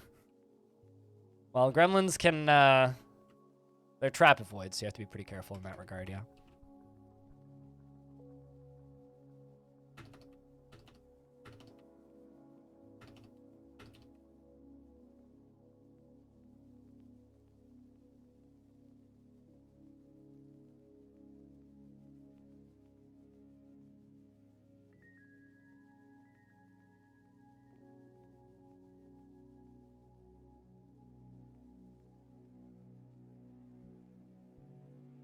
I'm kind of worried that we're just going to hit the ceiling up here. But we could go around it. That could be kind of fun.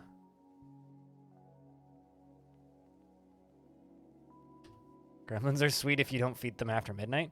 In Dwarf Fortress, they eat bones. Fun fact. So you have to have a stockpile of bones to feed them if you have a pet gremlin, because they are tameable.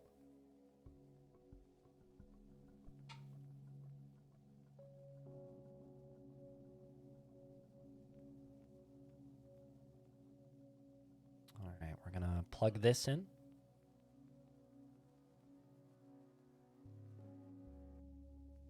Airlocks all the entrances of your fort and just lock them as needed. Yeah, I mean, like, drawbridges are a very efficient way of locking fortresses, too. Usually I just stick one in, usually I just stick them, or usually I will just stick a drawbridge lever in my tavern somewhere and tell a dwarf to pull the lever, because there's something kind of fun about watching a dwarf run to the lever as the Forgotten Beast crawls towards the door, whereas just locking it's like easier. But there's nothing wrong with building a safe/boring fort in Dwarf Fort, especially if you're just building a big fort. My brain is just thinking of the band Mogwai, so thanks. Good music.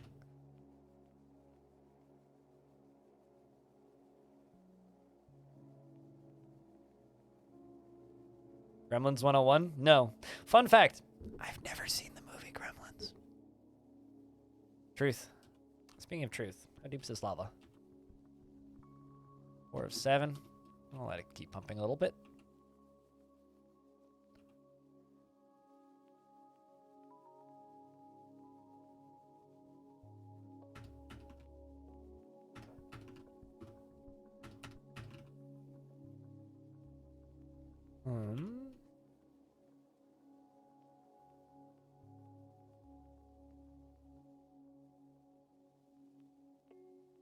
You don't think I'm missing anything? That was the gist I've always get. Like, I've seen, like, retrospective reviews, and I've read the plot synopsis. Like, I know what happens in that movie.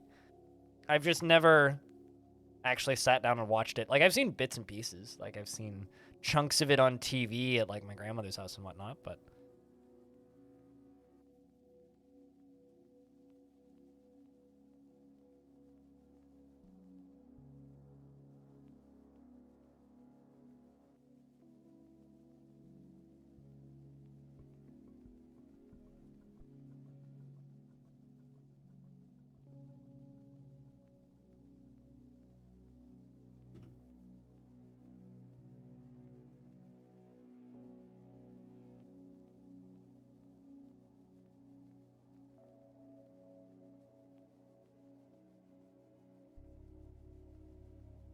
It was peak movie when it came out, and the times have gotten better. Oh, yeah, absolutely.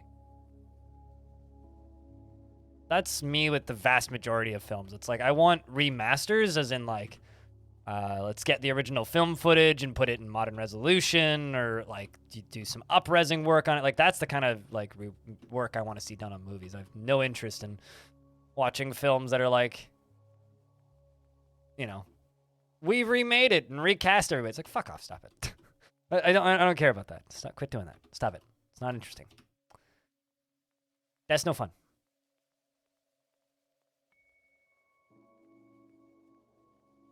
Yeah, Too Gremlin, Too Furious. Best sequel. It's great when they put The Rock in it. You know, honestly, if they remade Gremlins, it would probably have, like, Seth Rogen in it or something.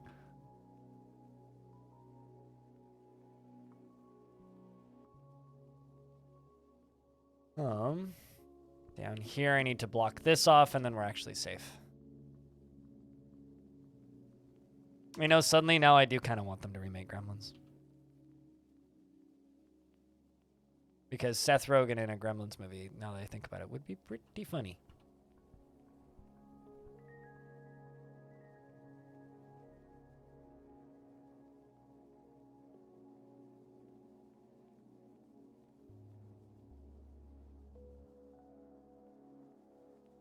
Holding script for Gremlins Resurrection.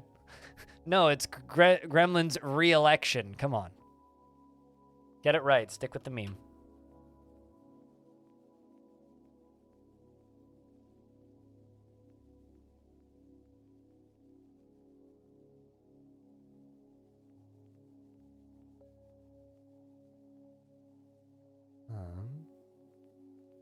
I mean, I would. Sandbar? Just saying.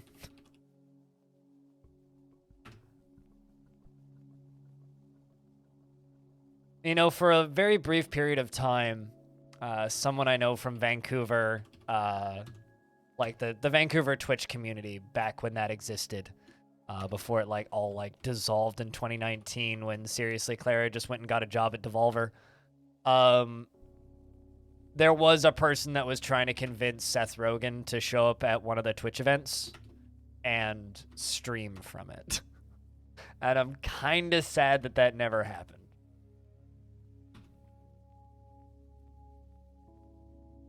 You don't forget me. Why are people okay, so suddenly people started calling me a king. When did that happen? What?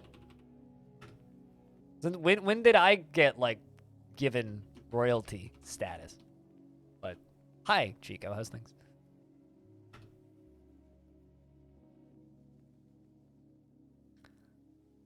I'm kind of disaster artist. What's this? Pretty good movie. Mayor? I don't know. Like suddenly people start calling me like king. It's like, no, that's Tarn. Or Zach, depending on who's doing the blog posts that day. I'm like the paparazzi that chases them around.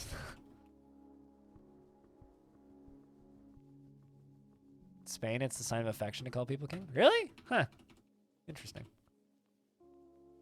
Generally, people just call me asshole or jackass or meanie, but yeah, I'll take king.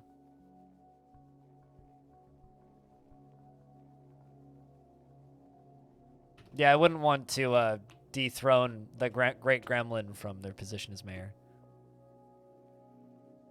Do you want December? I want it to be December. Wake me up when November ends, basically. You want to see me play the new DF? Lots of people do, including me, actually. I would like to see me play the new DF.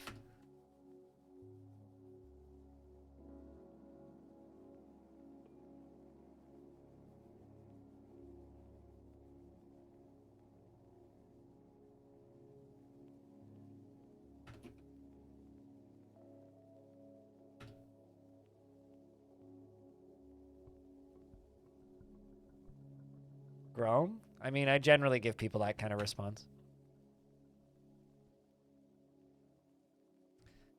All right. Building pyramids is hard. Also really worried about this chunk of rock right here. Let's just maybe try and pull it back a little bit. Just a little bit.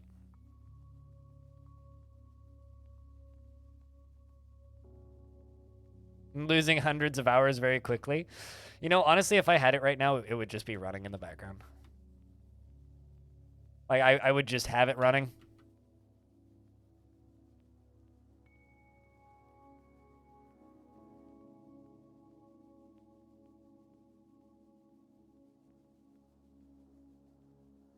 Oh gosh, I didn't realize it was 2 Z levels that I'd fucked up here. Oh. Okay.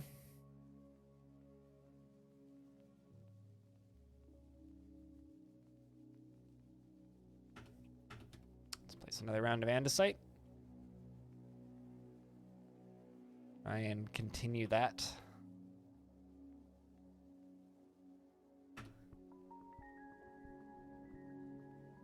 It'll be a large part of your time off in December. One of my favorite comments I've seen is from a longtime viewer of mine, Spitalier, who tuned in and said, I guess I'm going to need to find a way to explain to my mom that I won't be flying to Germany for her birthday now. It's like, whoa! Well, apparently he's going to have to do that anyway because of work, but also Dwarf. Which is just like, man, priorities, dude.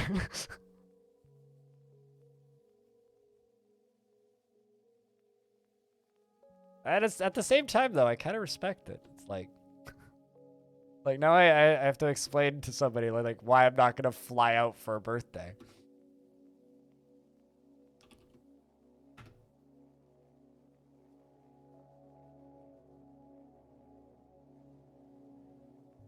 To maintain your theory that if you fed Gizmo after midnight, he'd just be ugly. Back on the Gremlins train, I guess. Go all the way over here.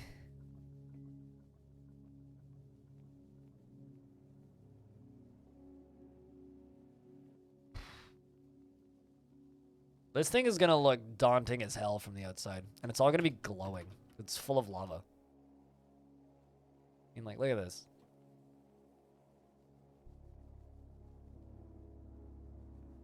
It's all the way down to there. It's probably gonna go, like, all the way up to here, realistically, maybe even higher. Gosh. But, yeah, no, I'm very much looking forward to Premium Dwarf Fortress. It's gonna be cool. It's gonna be nice to finally have my hands on it. So actually, honestly, my favorite change about the release date being out there now is people have stopped asking me when it's coming out. Do you have an estimate of when it's coming out? It's like, God, I wish I did. Like, I'm sorry. I wish I did, and I never did. I genuinely had no idea.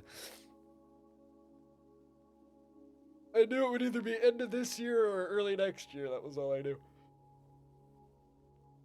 No, I don't like Stone Sense. There's a video on YouTube that Diamond Destruct actually made of Long Death and Stone Sense because I don't like it. Or rather, a video that I made out of a bunch of screenshots that Diamond took of Stone Sense of one of my forts. I don't see the point. I occasionally release my save files, and if people want to do that with them, they're more than welcome to. To me, I think it kind of ruins the sense of imagination that I work on to make my forts, and it just kind of takes a bit away from it, I feel. That's chromite, not glass. That's what I was looking for.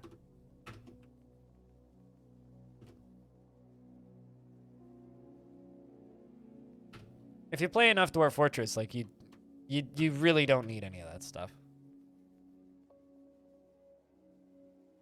And I'm far beyond that point.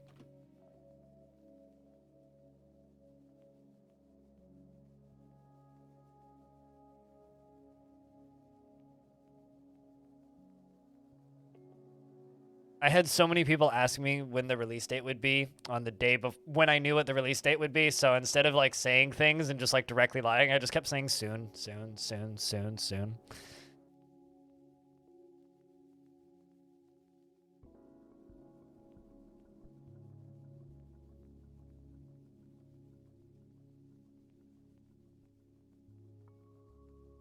You've seen that before? You don't know why you've asked? Yeah. I mean, to be fair, I didn't take those screenshots, so... I mean, Diamond took those screenshots. Also, I peaked my microphone. I apologize. But yeah, no, I didn't take those screenshots. Soon TM? No, actually, soon TM, yeah.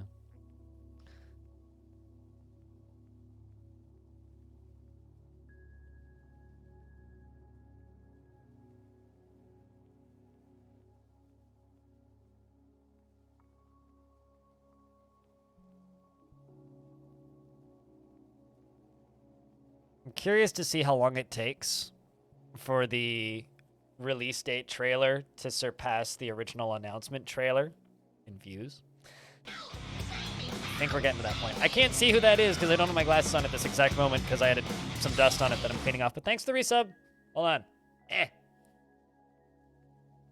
Whiskey Haas, thank you very much for the brand new Prime subscription. Chat, can I get a round of beers for the brand new sub? Thanks.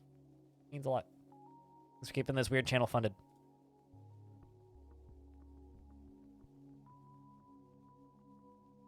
Also, like, I just want to say that it's super funny to me because when I first like started dedicating like the vast majority of my time in streaming to Dwarf Fortress, I actually received a DM from somebody who I don't really talk to much these days for unrelated reasons. But I received a DM from this person. They were just like, you know, if you keep streaming Dwarf Fortress, your channel's gonna die. It's literally what the DM said. And I was just like, I don't know if that's necessarily true. It's like, this was like after Premium had been announced. He's like, that game's not gonna come out. It's a dead game. You should go back to streaming what you did previously, which was just like variety indie. Which I never, ever, ever had success with, really. I had some success with it, but like very little. Always had more success with just, you know, playing weird niche games. Never really had much success with the more mainstream indie stuff.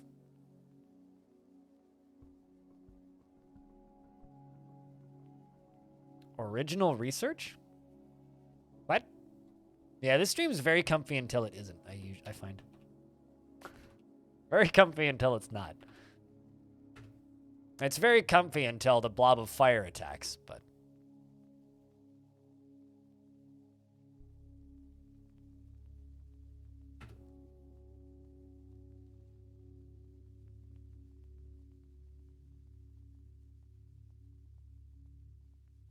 But, yeah, I don't know.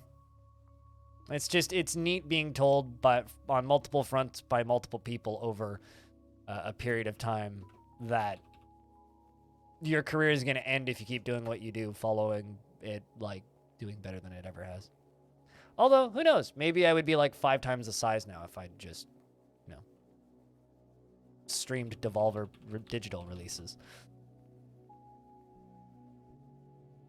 We've been playing Factorio for 5 hours for the past couple of days. I started playing it around 6 p.m. Winter nights are getting longer and it helps. Well, I mean, only 8 p.m. It's gaming season, sir. Gaming and camping in the snow season. The best kind of year.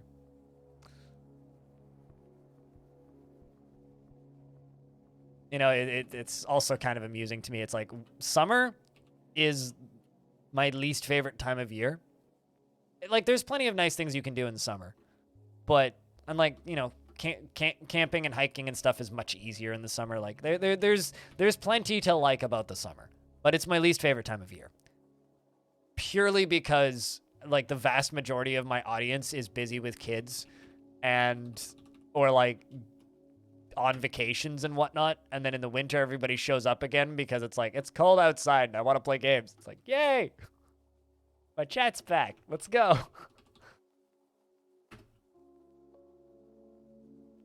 You got COVID right now and you're feeling pretty good enough to consume? Well, hopefully it's mild. I've still managed to dodge it. It's like I've traveled twice.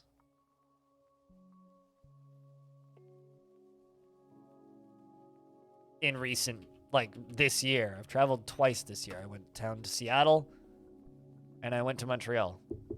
Knock on wood. Still haven't gotten sick. I haven't even gotten, like, a cold or anything.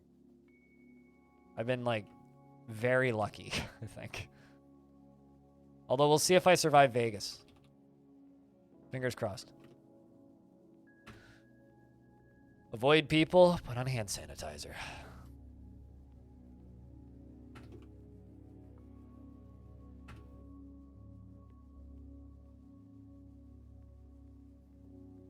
Like dead game stream or something else for success? I mean, yeah. There was a point where in my career streaming where I spent a lot of time talking with other streamers. Sharing strats, sharing ideas, listening to people who'd done this longer than me, lots of that sort of stuff. In a hope of, you know, achieving success in the ways that everybody else generally does on Twitch, which is stream a lot, stream frequently, stream a wide variety of new stuff, and network a lot, right? That's how a lot of people get success on this platform. But for some reason, what everybody else always did never worked for me, and I never could quite figure out why. I would always just end up being, like, at the bottom of everything. Timing says that you got COVID at a grocery store where you wore a mask. Yeah, wow, okay. But it finally bit you and not her? Well, at least she's okay.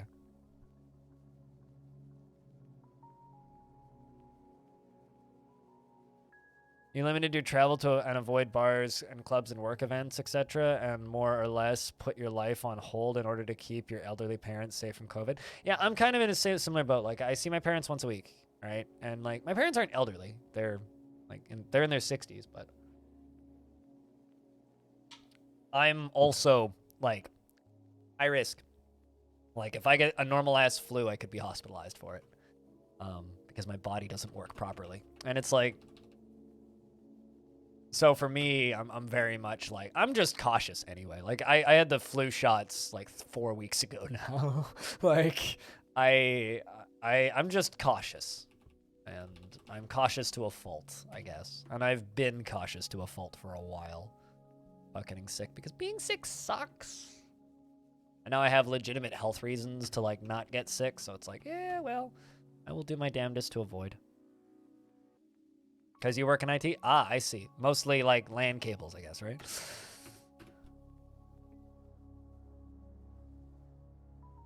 These poor dwarves. I'm making them do so much construction. Sorry if I'm just, like, babbling about off-topic Dwarf Fortress stuff, but, like, I'm just... I'm basically building in Minecraft creative mode right now.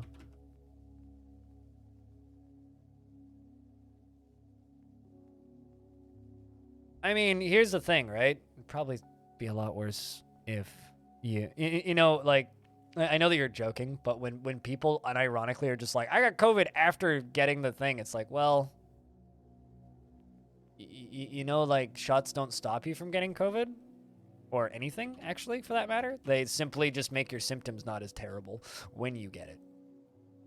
Which, you know, still fine. In my opinion.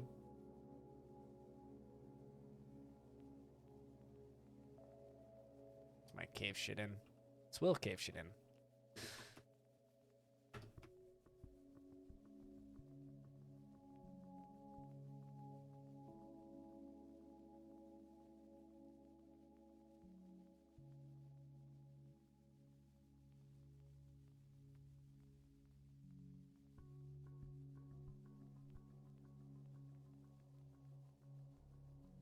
You know, I kind of just want to channel out this entire peak.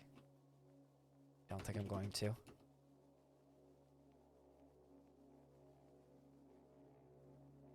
And whatever's going around right now, it's certainly infectious because everybody seems to have it, so.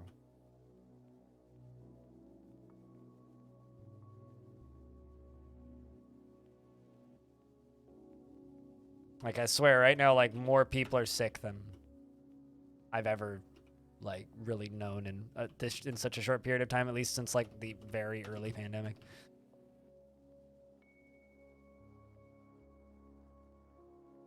I mean, I've been exposed at every single concert I've gone to this year.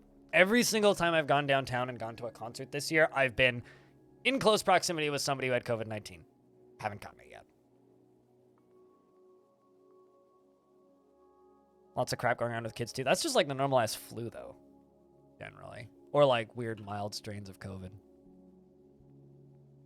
But, you know, that's also just fall, right? It happens.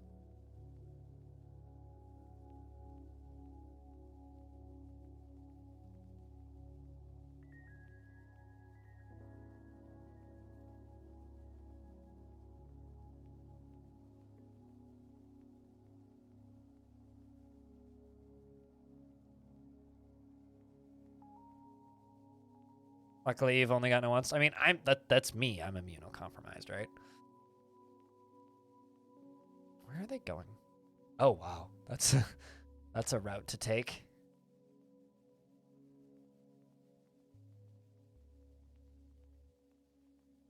Okay, well, I think I'm just gonna plug this. I kind of want them to just go out the front door. And I also really don't want enemies coming in this side door, so.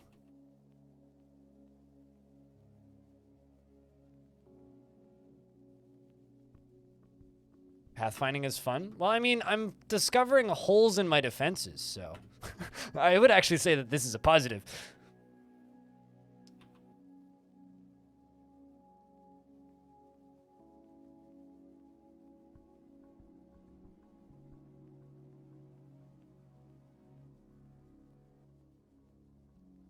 I am very much discovering holes in my defense.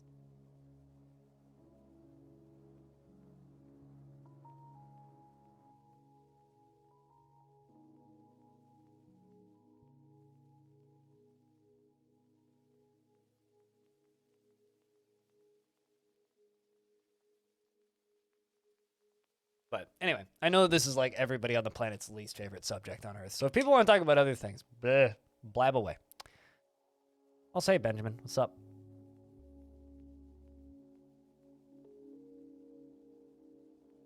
I don't know, backseating someone with Flight Simulator playing with no assists.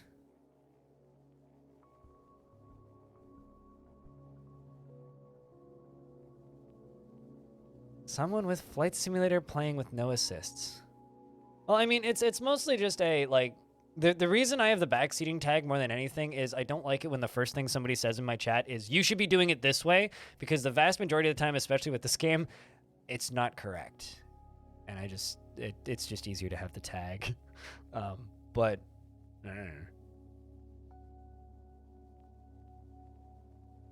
I'm excited for it to be a vanilla feature and not a weird hacky side-loaded feature via DF hack. That's what I'm excited for.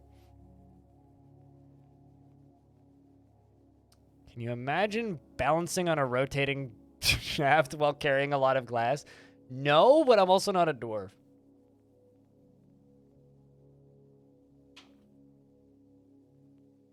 I watched that Finding the Fun video you guys uploaded, by the way. It's looking good. Looking cool. Still early, but looking cool.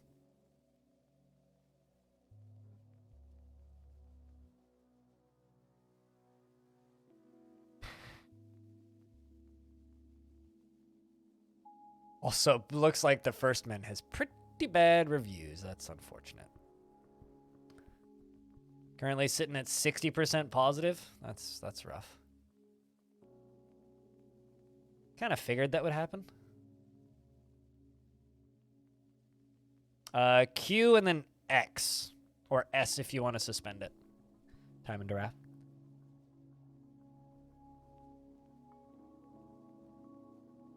Levels look empty because there's no lights or minis. I mean, it very much seemed like testing corridors more than anything, which is fine. Oh no! Spring has arrived, and a pig and a water buffalo both died of old age. F's in chat for the piggy and the water buffalo.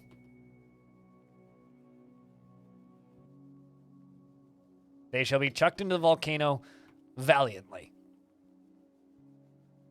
Oh, shit. I should probably, memorialize the dwarf that fell into the lava. See?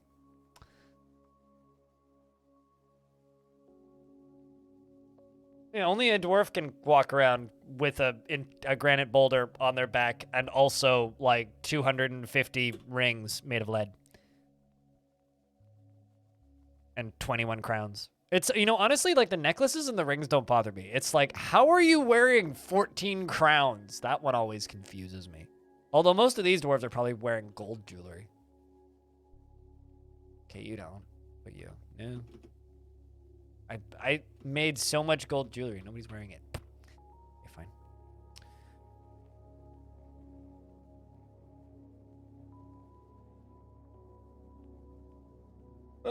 Generally. Depends on how well your knees hold up, Whiskey.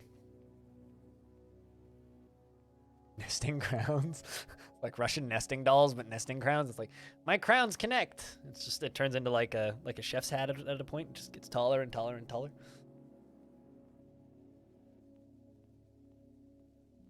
They like snap together. Dwarven glue. Made with their saliva, probably. Or tears, because generally they're crying a lot.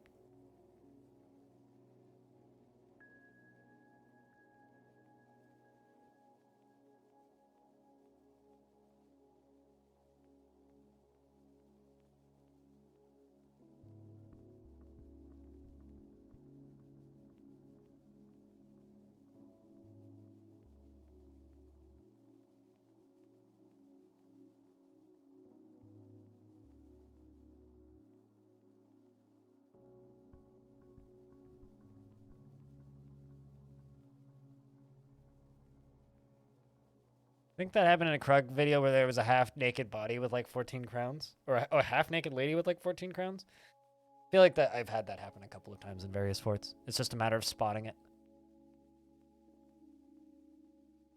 With a plump helmet on top.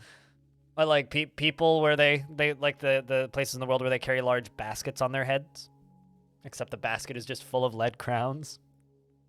They're just walking around. Oh, this is just my daily attire. Wearing lots of crowns is fun, but not easy. I mean, like, the extent of my experience with wearing lots of crowns is like party hat crowns, you know, like those paper ones that kind of come out of the poppers, party poppers that you can pop. That's like the extent of my experience with that sort of thing.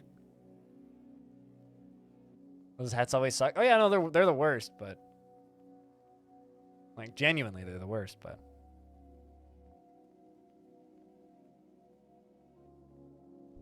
your head heats up immediately. Yeah. Speaking of trailers, apparently there's an official trailer now for Avatar: Way of the Water. Oh boy. Hard pass. Gotta be honest, hard pass.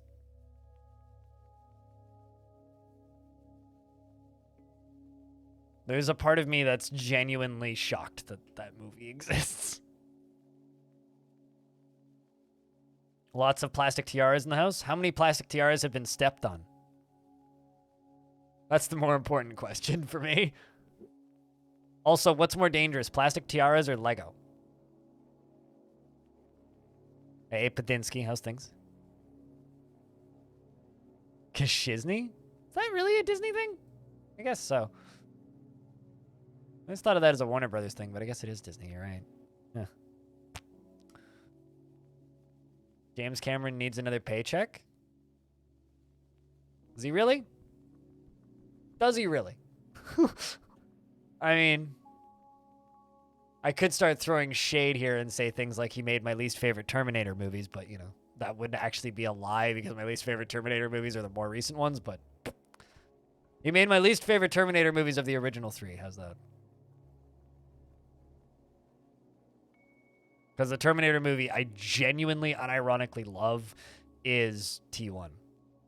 It's a phenomenal movie. And T2 is just like, really? You ruined it. That's such a good vibe.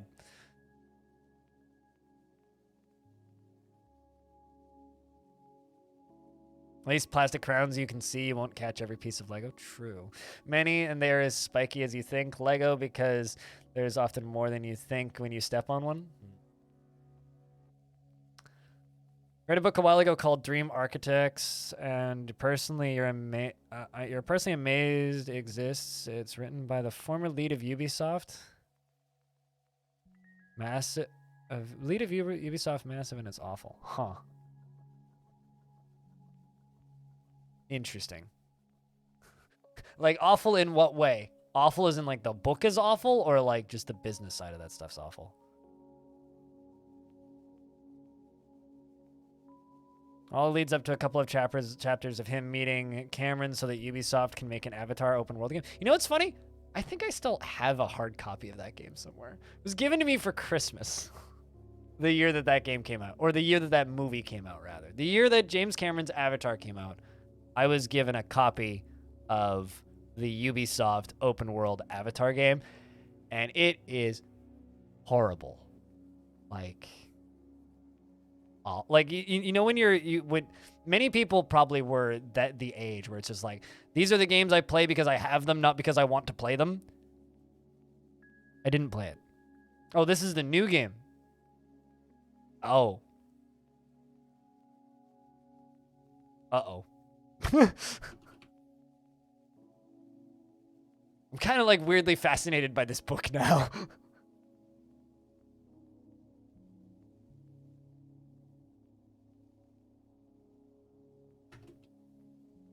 Ubisoft never made any NFT games. They experimented with blockchain technology in a game. They never made an NFT game. Or so they say. Catch up on all the comments from yesterday. Any stuck out? What, from, like, my YouTube videos? Like, what do you mean comments? Comments on where?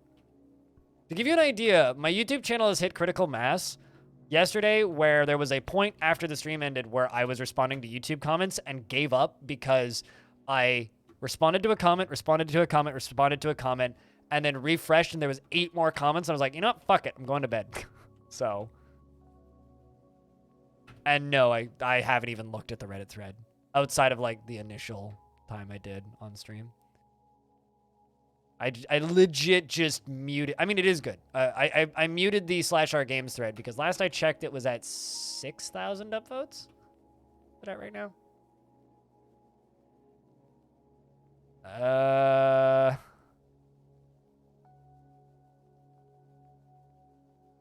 Let's scroll down. Yeah, 6,100 upvotes with 585 comments. Yeah, fuck that noise. Screw that.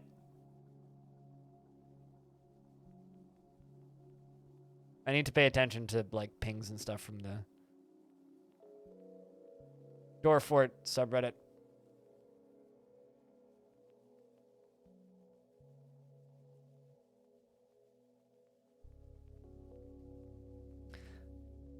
Around the major sea changes in the video games industry, like ActiBliz merger, console launches, instead of having some insight on any of these things, he constantly talks about himself.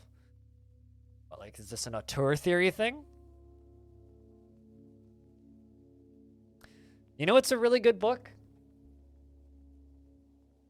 that I enjoyed reading through on my days off a couple weeks ago. Pretty good book. Was worth the too much money I spent.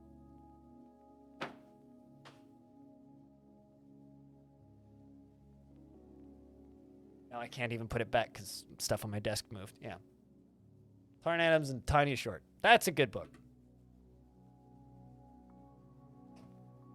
Although every chapter is a completely different author, so. Tanya and Tarn just edited it. Also, edited it is a weirdly difficult sentence to say out loud. Or word to say out loud. Words? Yeah. Edited it.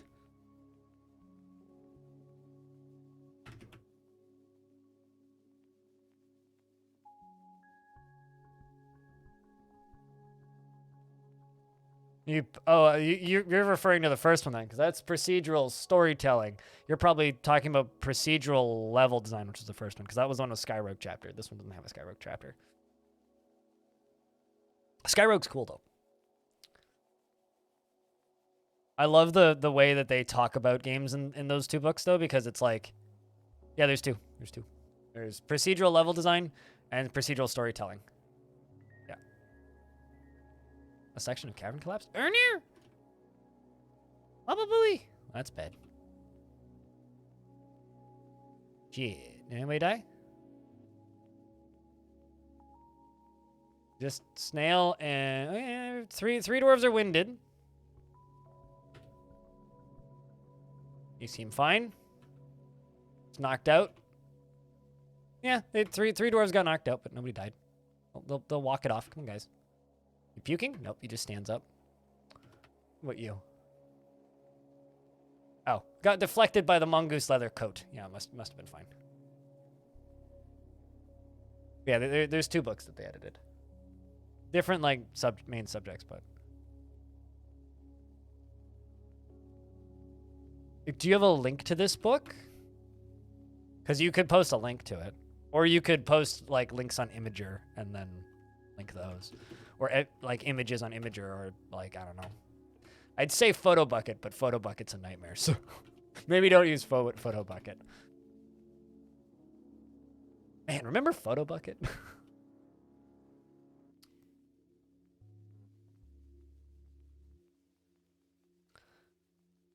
You can't wait to actually give Bay 12 more money. A lot of comparison to RimWorld and the differences, and some actually pretty good threads. I'm sure, yeah.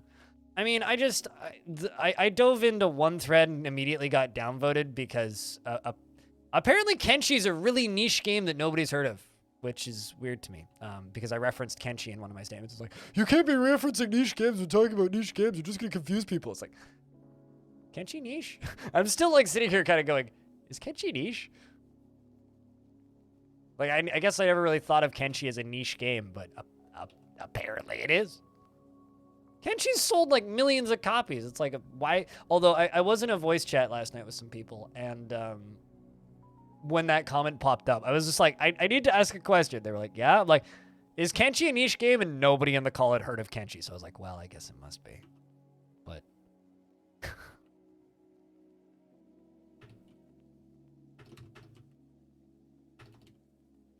You've never heard of it, but you don't know why that would make you bitch about someone mentioning it. Well, to me, like the thing is Kenshi's like Kenshi is like my default comparison for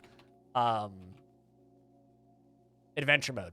It's like how do you describe Dwarf Fortress? Well, you've got a book included with every world that you generate. You have RimWorld mode and you have Kenshi mode. And some people don't seem to understand that.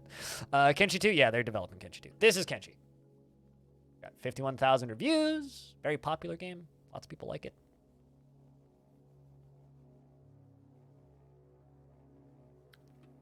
Kenshi is great until the part where you actually have to look at it because it looks like the worst parts of Morrowind and it doesn't stop looking ugly even after you've played it for a bit. Which is a damn shame because, man, game's neat mechanically. Bit over 1 million copies? Okay, well, eh.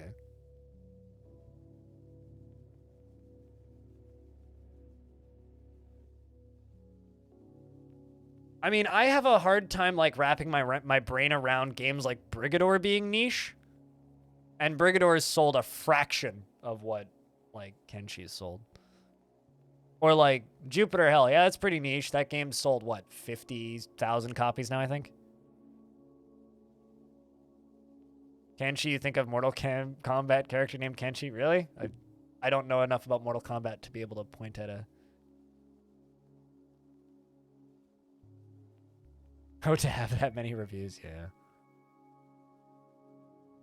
Whenever that comes out, oh, probably in 15 years. A vile force of darkness has arrived. The question is, can they walk directly into my fortress? I'm not actually sure. Maybe 22 million? It's a pretty small team. Pretty good for them.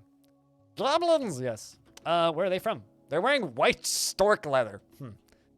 Storks brought these. That's my headcanon.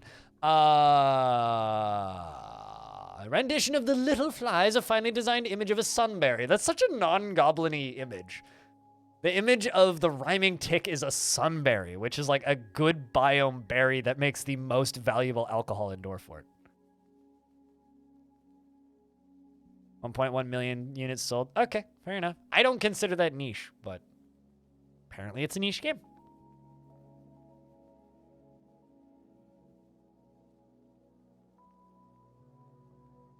Apparently.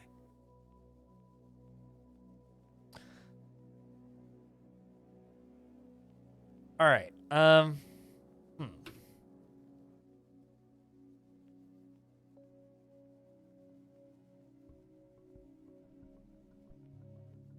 Although I was really disappointed in them because they, on April Fool's Day, announced a weed strain that wasn't real. And it made me real sad. I was like, really? No, okay. Fuck you guys. I think all games are probably niche. I think all games that I play are niche. But like like to me, like I think of RimWorld as a game that's like, that game's too mainstream. Like I want to play games that like will benefit from my broadcasting of them, generally. All right, so I gotta lock the dwarves inside, and I gotta do a real quick look-see around and see. Well, I did just straight up put a cork in that one. Well, hopefully they can't get through that. How about this side? They can walk around there. They can walk up this. And they can walk up that. And they can walk all the way along there. But I don't think they have a way down. So I think we're good. I think. Let's lock the dwarves inside. And we're going to fly up to the top of this. And we're going to pull that lever, which should be good.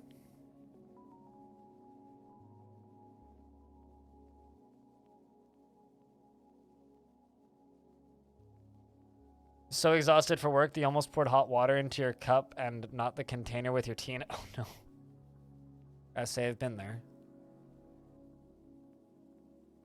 There was one time when I still worked in fast food where someone asked me to pour a coffee, or when someone asked me to pour tea and I poured coffee in with the tea bag, noticed it before I handed it to the customer and was like, wow, it's time to like go back to bed, poured it out, filled it up with coffee. It's like the point where I realize it's like, well, I need to sleep more.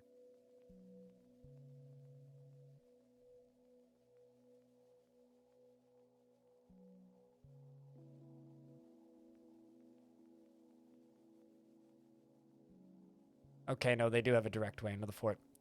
So I have to make this available real quick.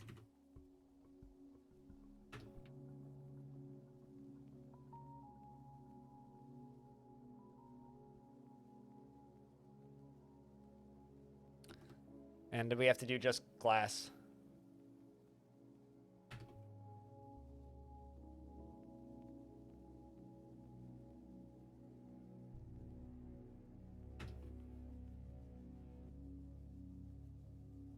Because this weird half-constructed thing needs to be defendable right now.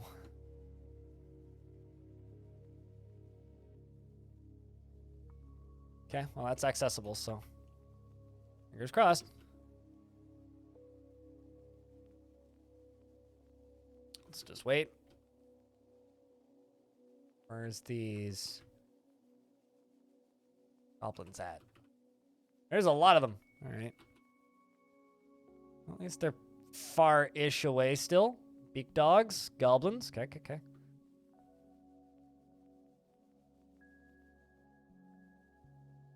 $238 million copies sold. Although it didn't make the most money. Grand Theft Auto made the most money.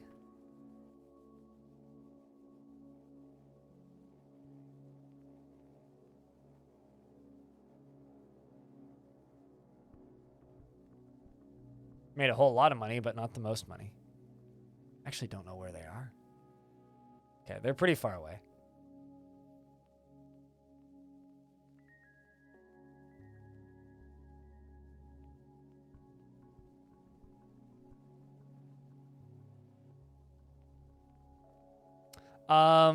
So the very first week or so that Dwarf Fortress had a Steam page, Whiskey Hoss, there was a thread where someone said, why would anybody buy this when RimWorld exists? RimWorld has far surpassed this game in depth and complexity, was one thread that I saw, which was pretty funny. That person got torn a new one.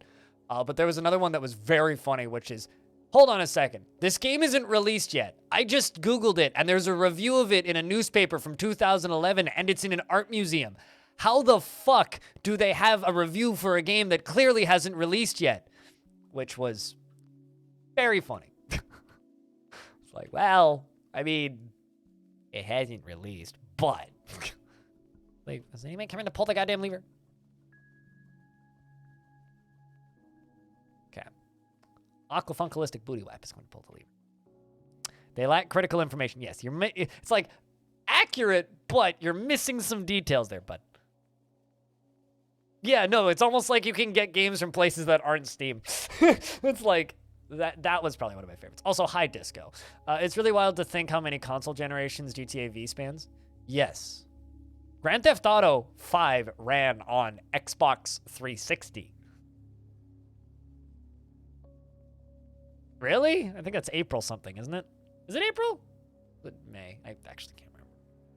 I always need to Wikipedia it.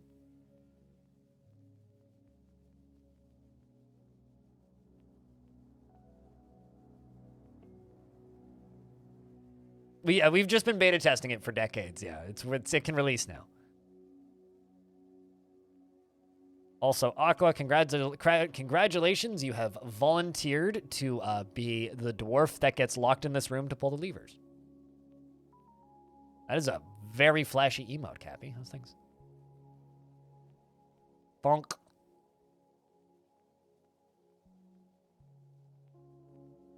Oh, I know. Yeah. I mean, consoles are irrelevant. Why would you buy a console when you could just play all of the games? Such an honor to be the lever dwarf. It's better than be the go awayer dwarf.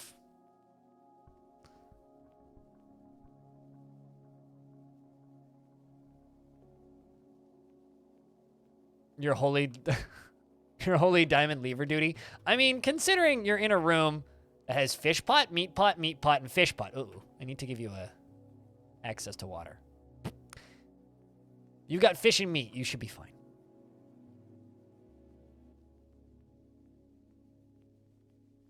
"30 ways to love your lever?" I don't want to know about any of your 30 ways to love your lever. You got fish and meat. What more could you want? You got snacks. If you get thirsty, we'll let you out.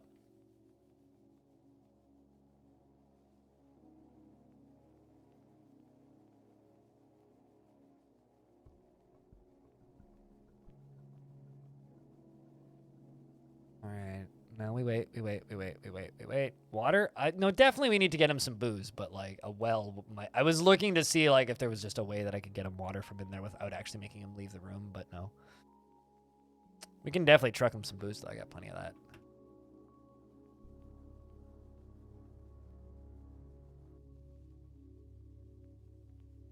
Just the switch in the bedroom. Uh-huh. What you do with your levers in your own personal time is your own business, and frankly, I will stay out of it.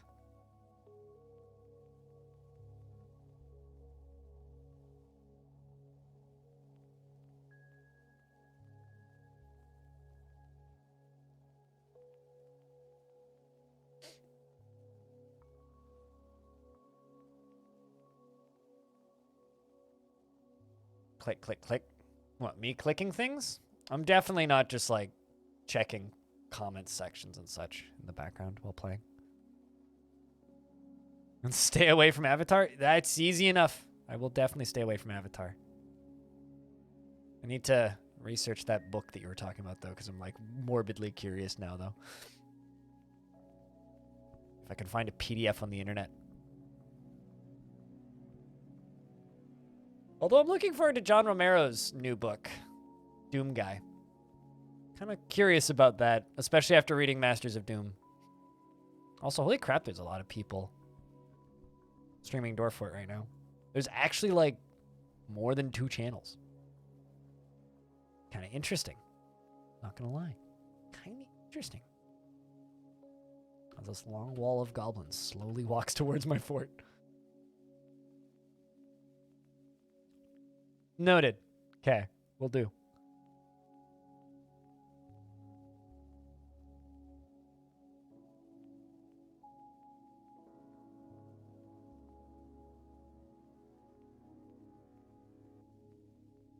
Well, now we sit here. We wait.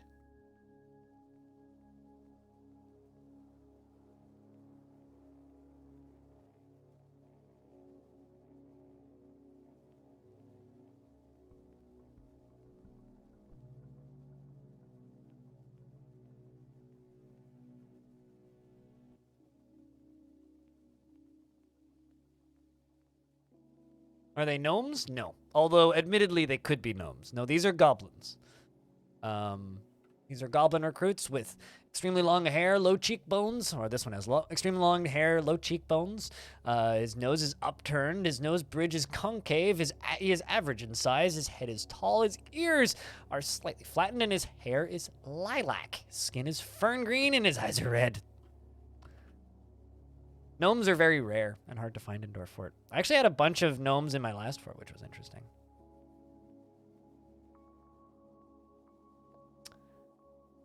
Are you the Siege Lever Dwarf? Yes, you are in fact the Siege Lever Dwarf. Are you thirsty yet? That's the question. You are not thirsty yet. You do, however, need a new hat. Your hat's like falling apart.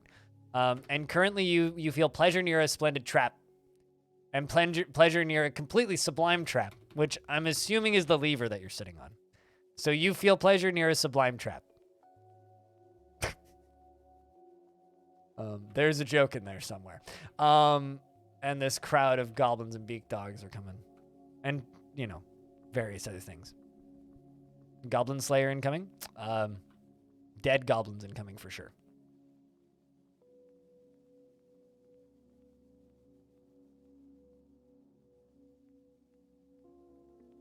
But we just need to wait for them to get to here.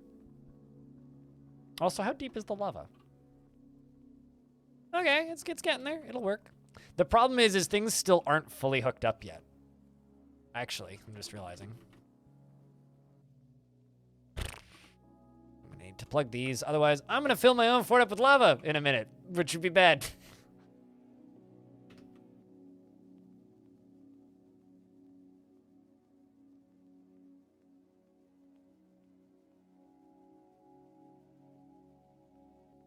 Let's just make this out of green glass because I know they have access to it. That, or use those quartzite blocks that are over there. I'd rather not fill my own fort up with lava. I mean, that would cause some unnecessary hiccups. Which means... one construct building. Where's the second construct building? 2 construct. Perfect. Dwarves are on the job. I'll get there eventually. It's okay. They got time. Because it's not going to work perfectly right now because I still don't have all of these floodgates hooked up here. Which is fine. It means somebody might get hit in the head with a floodgate. And also the lava will just start pouring when it gets to the top instead of when I pull the lever, but that's also okay. It'll just be a less dramatic version of the same cool trap, so. Also going to need to lock some trapdoors, I think.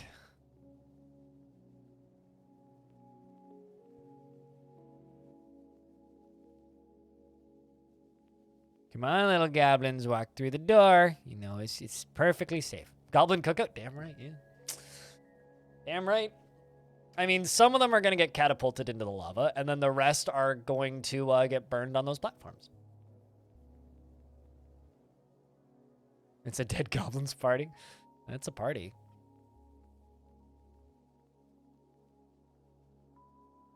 Is the pyramid done? No.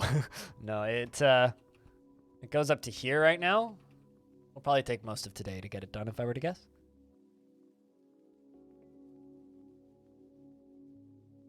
Everyone come and leave your charred corpse on the floor. Ooh. Gnarly. We just need the majority of them to be in there.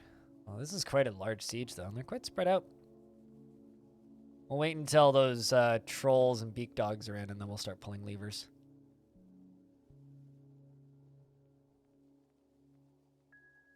We got time. Because they have to walk all the way down there. This goes all the way up to here. So this also shouldn't start another forest fire. It did that. Isn't great because now a lot of the biome is just dead. Although fortunately this one's growing back. I mean, the wrong lever actually wouldn't be that bad. It would either like lock the door or like drain. Actually, if I drained my lava supply, that would be pretty bad. But I've got plenty here right now, so I think it'll be okay.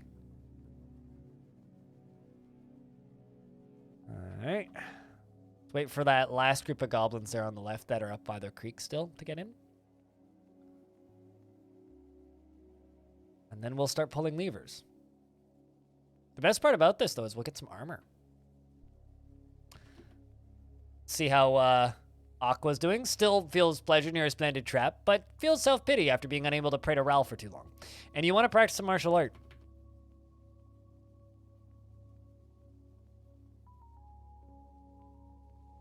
Lever Dwarf is OP.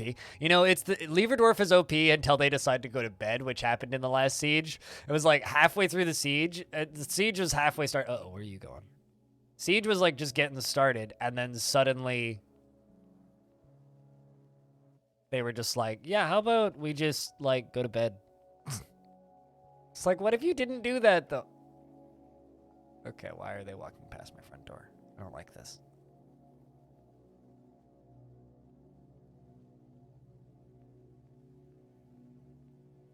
I'm actually not sure why they're doing that or where they're headed. Wait, are they turning around? Yeah, looks like they turned around. Perfect! Also, there's all kind of sprinting against ahead of the crowd.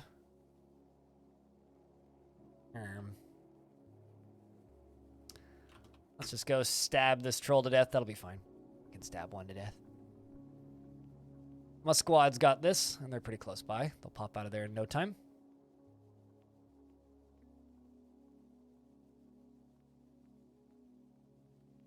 Oh, no.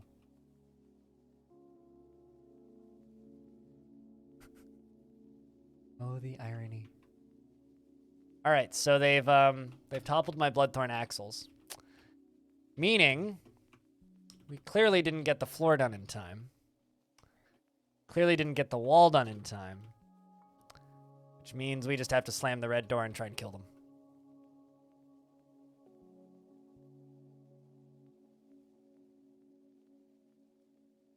All right, Aqua, I need you to pull the levers.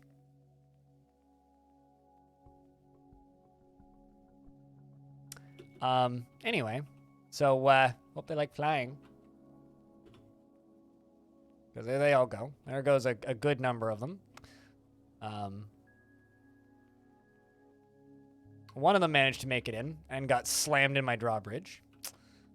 A military's coming down to deal with them. We're going to need to deal with the rest of them now.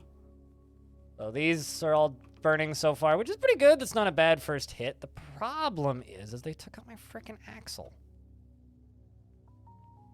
And he's still taking out my axles. I'm just going to say that is not accessible and that is not accessible. Well, actually, well, yeah, here comes more. Here comes the military. They're coming to kill these trolls. So what we're gonna have to do, I guess, is station my military up here and fuck around with levers a little bit. Yeah, I'll be honest, I'm not entirely certain how he got in there. I think he dropped down over here.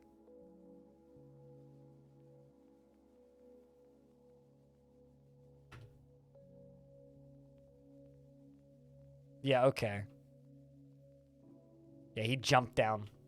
Okay, so I didn't quite get things set up in time. But we should be able to do this without...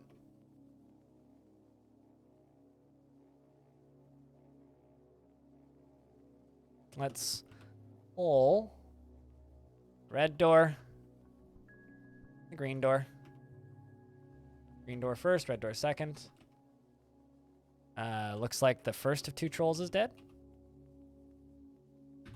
Send the second round. Squad's up. I'm assuming that's reachable. Yep, it is. Well, I mean, at the very least, we have these drawbridges to fling things into lava. Like, that part's pretty good. Here come they down.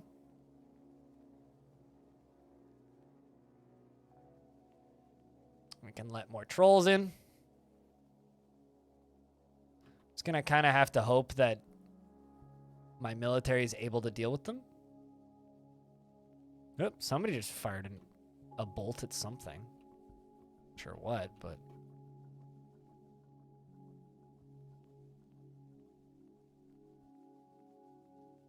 And I need you to pull the green doors and do it now. No questions, Aqua. Get her done. Go do it now so we can follow these goblins. Go do it now. Go do it now. Go do it now. Pull the lever. Pull the lever. Pull the lever. Pull the lever. Pull the lever. Pull the lever. Pull the lever. Pull the lever. Pull the lever. Oh, they moved.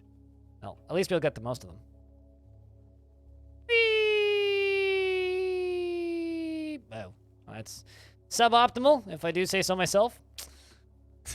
We still need to sort out this problem where, like, they have a nasty habit of landing where I don't want them to be. Let's just send the military up here. They're already up here, though.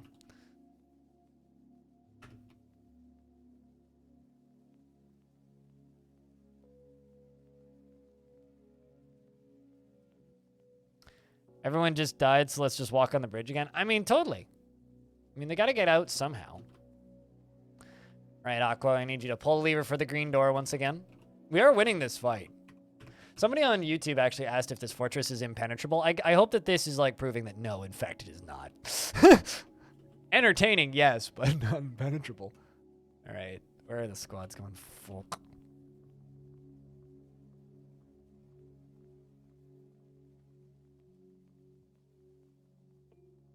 It looks like we're fighting on the towers right now.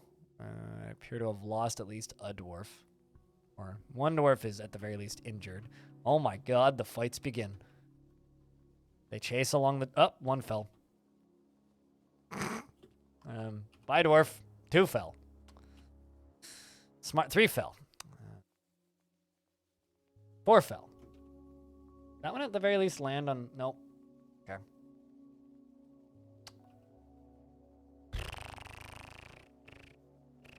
Well, Kavish, Olin, Goden.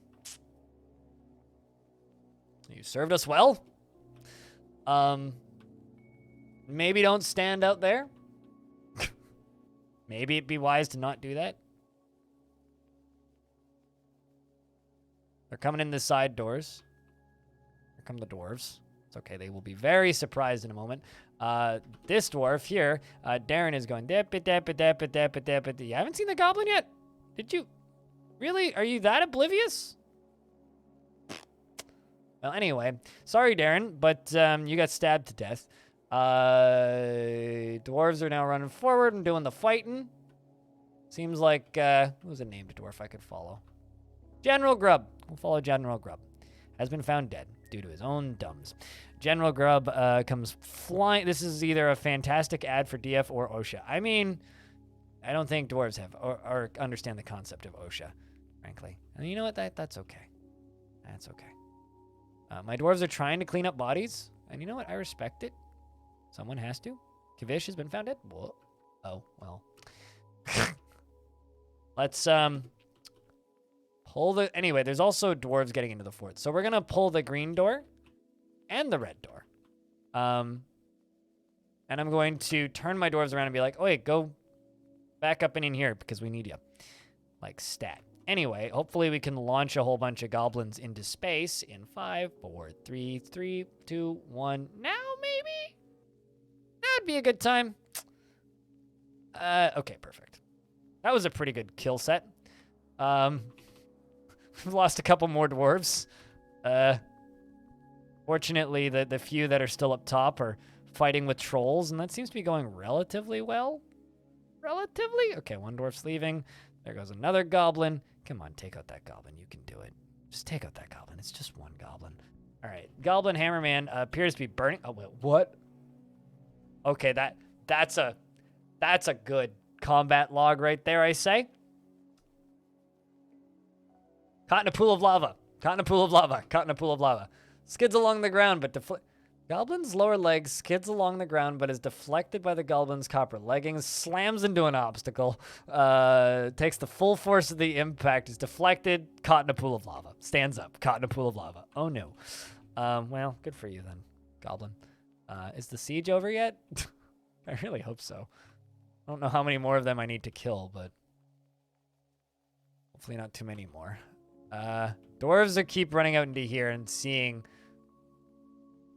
You guys, if you're not all dead, I need you to go stand here, and same with there.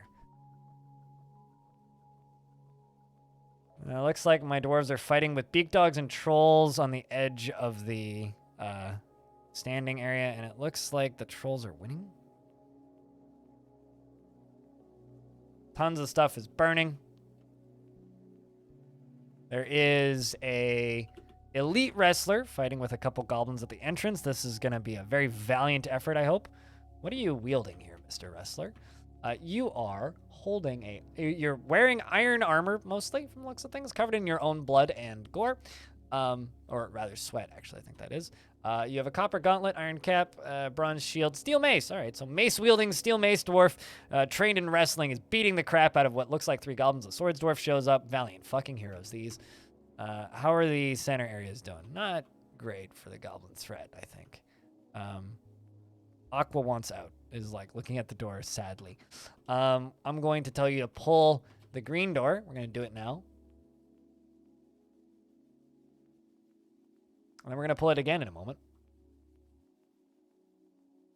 Spooky's been found dead. Uh-oh, that's not good. This, like, part of the burrow? I don't actually know where they're trying to get to. Well, that's suboptimal. Let's send the dwarves back up here. Because they're still toppling my shit. Getting real tired of that. The doors are back down. Walking somewhere. A moment, I'm going to be like, guys... Oh, shit, siege is over. All right, so I can pull the red door now. The baddies are now officially trying to leave. Means I can pull the red door and I can actually let them out. But, we're going to pull the green door again and hopefully, launch some more of them. Capybara leather dress. I mean, you gotta get leathers from somewhere. Acre dead. Oh no.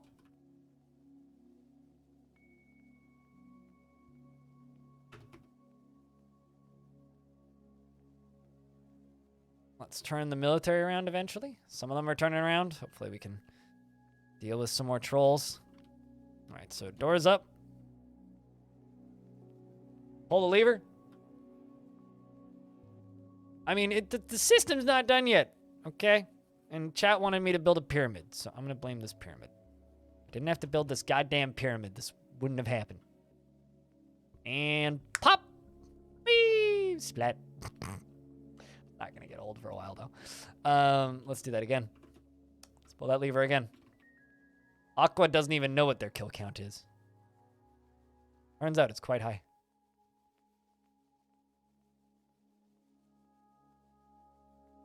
Oh, come on. You quit toppling my shit, man.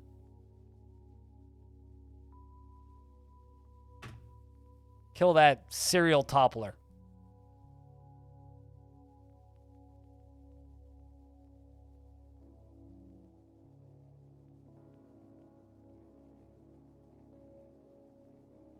And we're going to pull that green door again.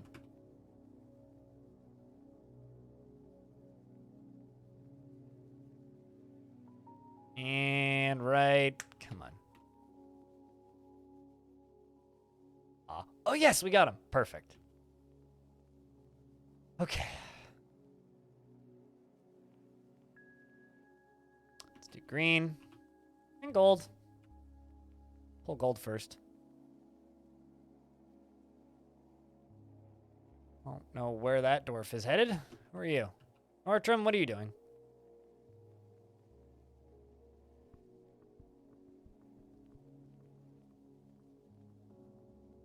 Keep an eye on where this troll goes. Goblin crossbowman is melting. Lava mist says, I've been wounded. This is very annoying. This guy is sitting in lava, and that's what he has to say. I've been wounded. That is very annoying. After being stunned. And standing up in the lava. He's standing there. Stunned. Was stunned. I mean, it's not an incorrect description of lava. It's certainly a description of lava. Also, hey, Hazaza.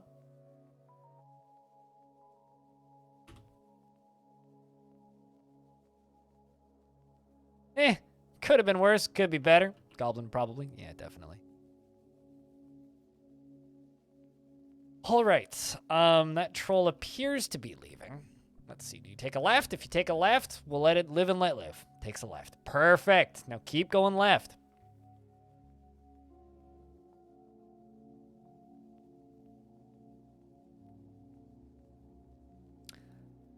You know, chat, I'm going to be honest with you. I've realized I'm really hungry in the last 5 minutes. Definitely all of the smell of roasted goblin in the... Oh, no. Come on. I was going to say, it's definitely the smell of roasted goblin in the morning. But it turns out there's still fucking goblins in here. So, you know, let's just... Or beak dogs, I guess, in this instance. There's a mess in this hallway. That's going to be gnarly. Come here, Trevor.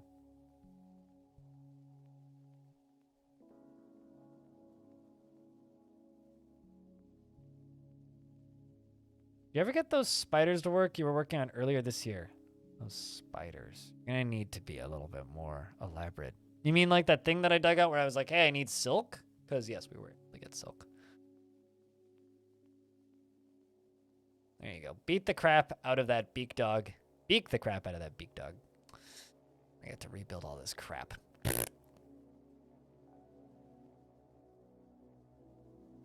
Well, I mean, Hazaza understands Finnish, so sad.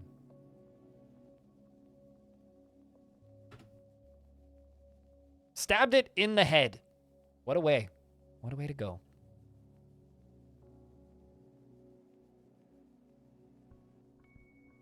There are 3 invaders left. Troll there. You're leaving. And you're leaving. All right, let's go to this troll and beat him to death.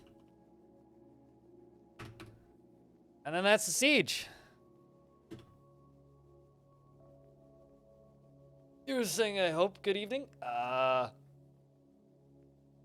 And the mayor has ended a mandate. I was unaware of the mandate to begin with. So, hopefully it wasn't something important. Right. I think it's time to save. We're going to continue playing this fort. But I'm going to give you guys some break time entertainment. I'm going to go grab me lunch because I'm quite hungry. No, not Long Death. We're going to continue this fort, I think. At least for a considerable amount. We might swap to Long Death later in the day, but... You insulted my family bloodline. Yes, now you have to donate a life of servitude to the existence of Hazazah and the glorious family of funny voices while playing, I don't know, was it For Honor that you play? No, Chivalry that you play while playing Chivalry.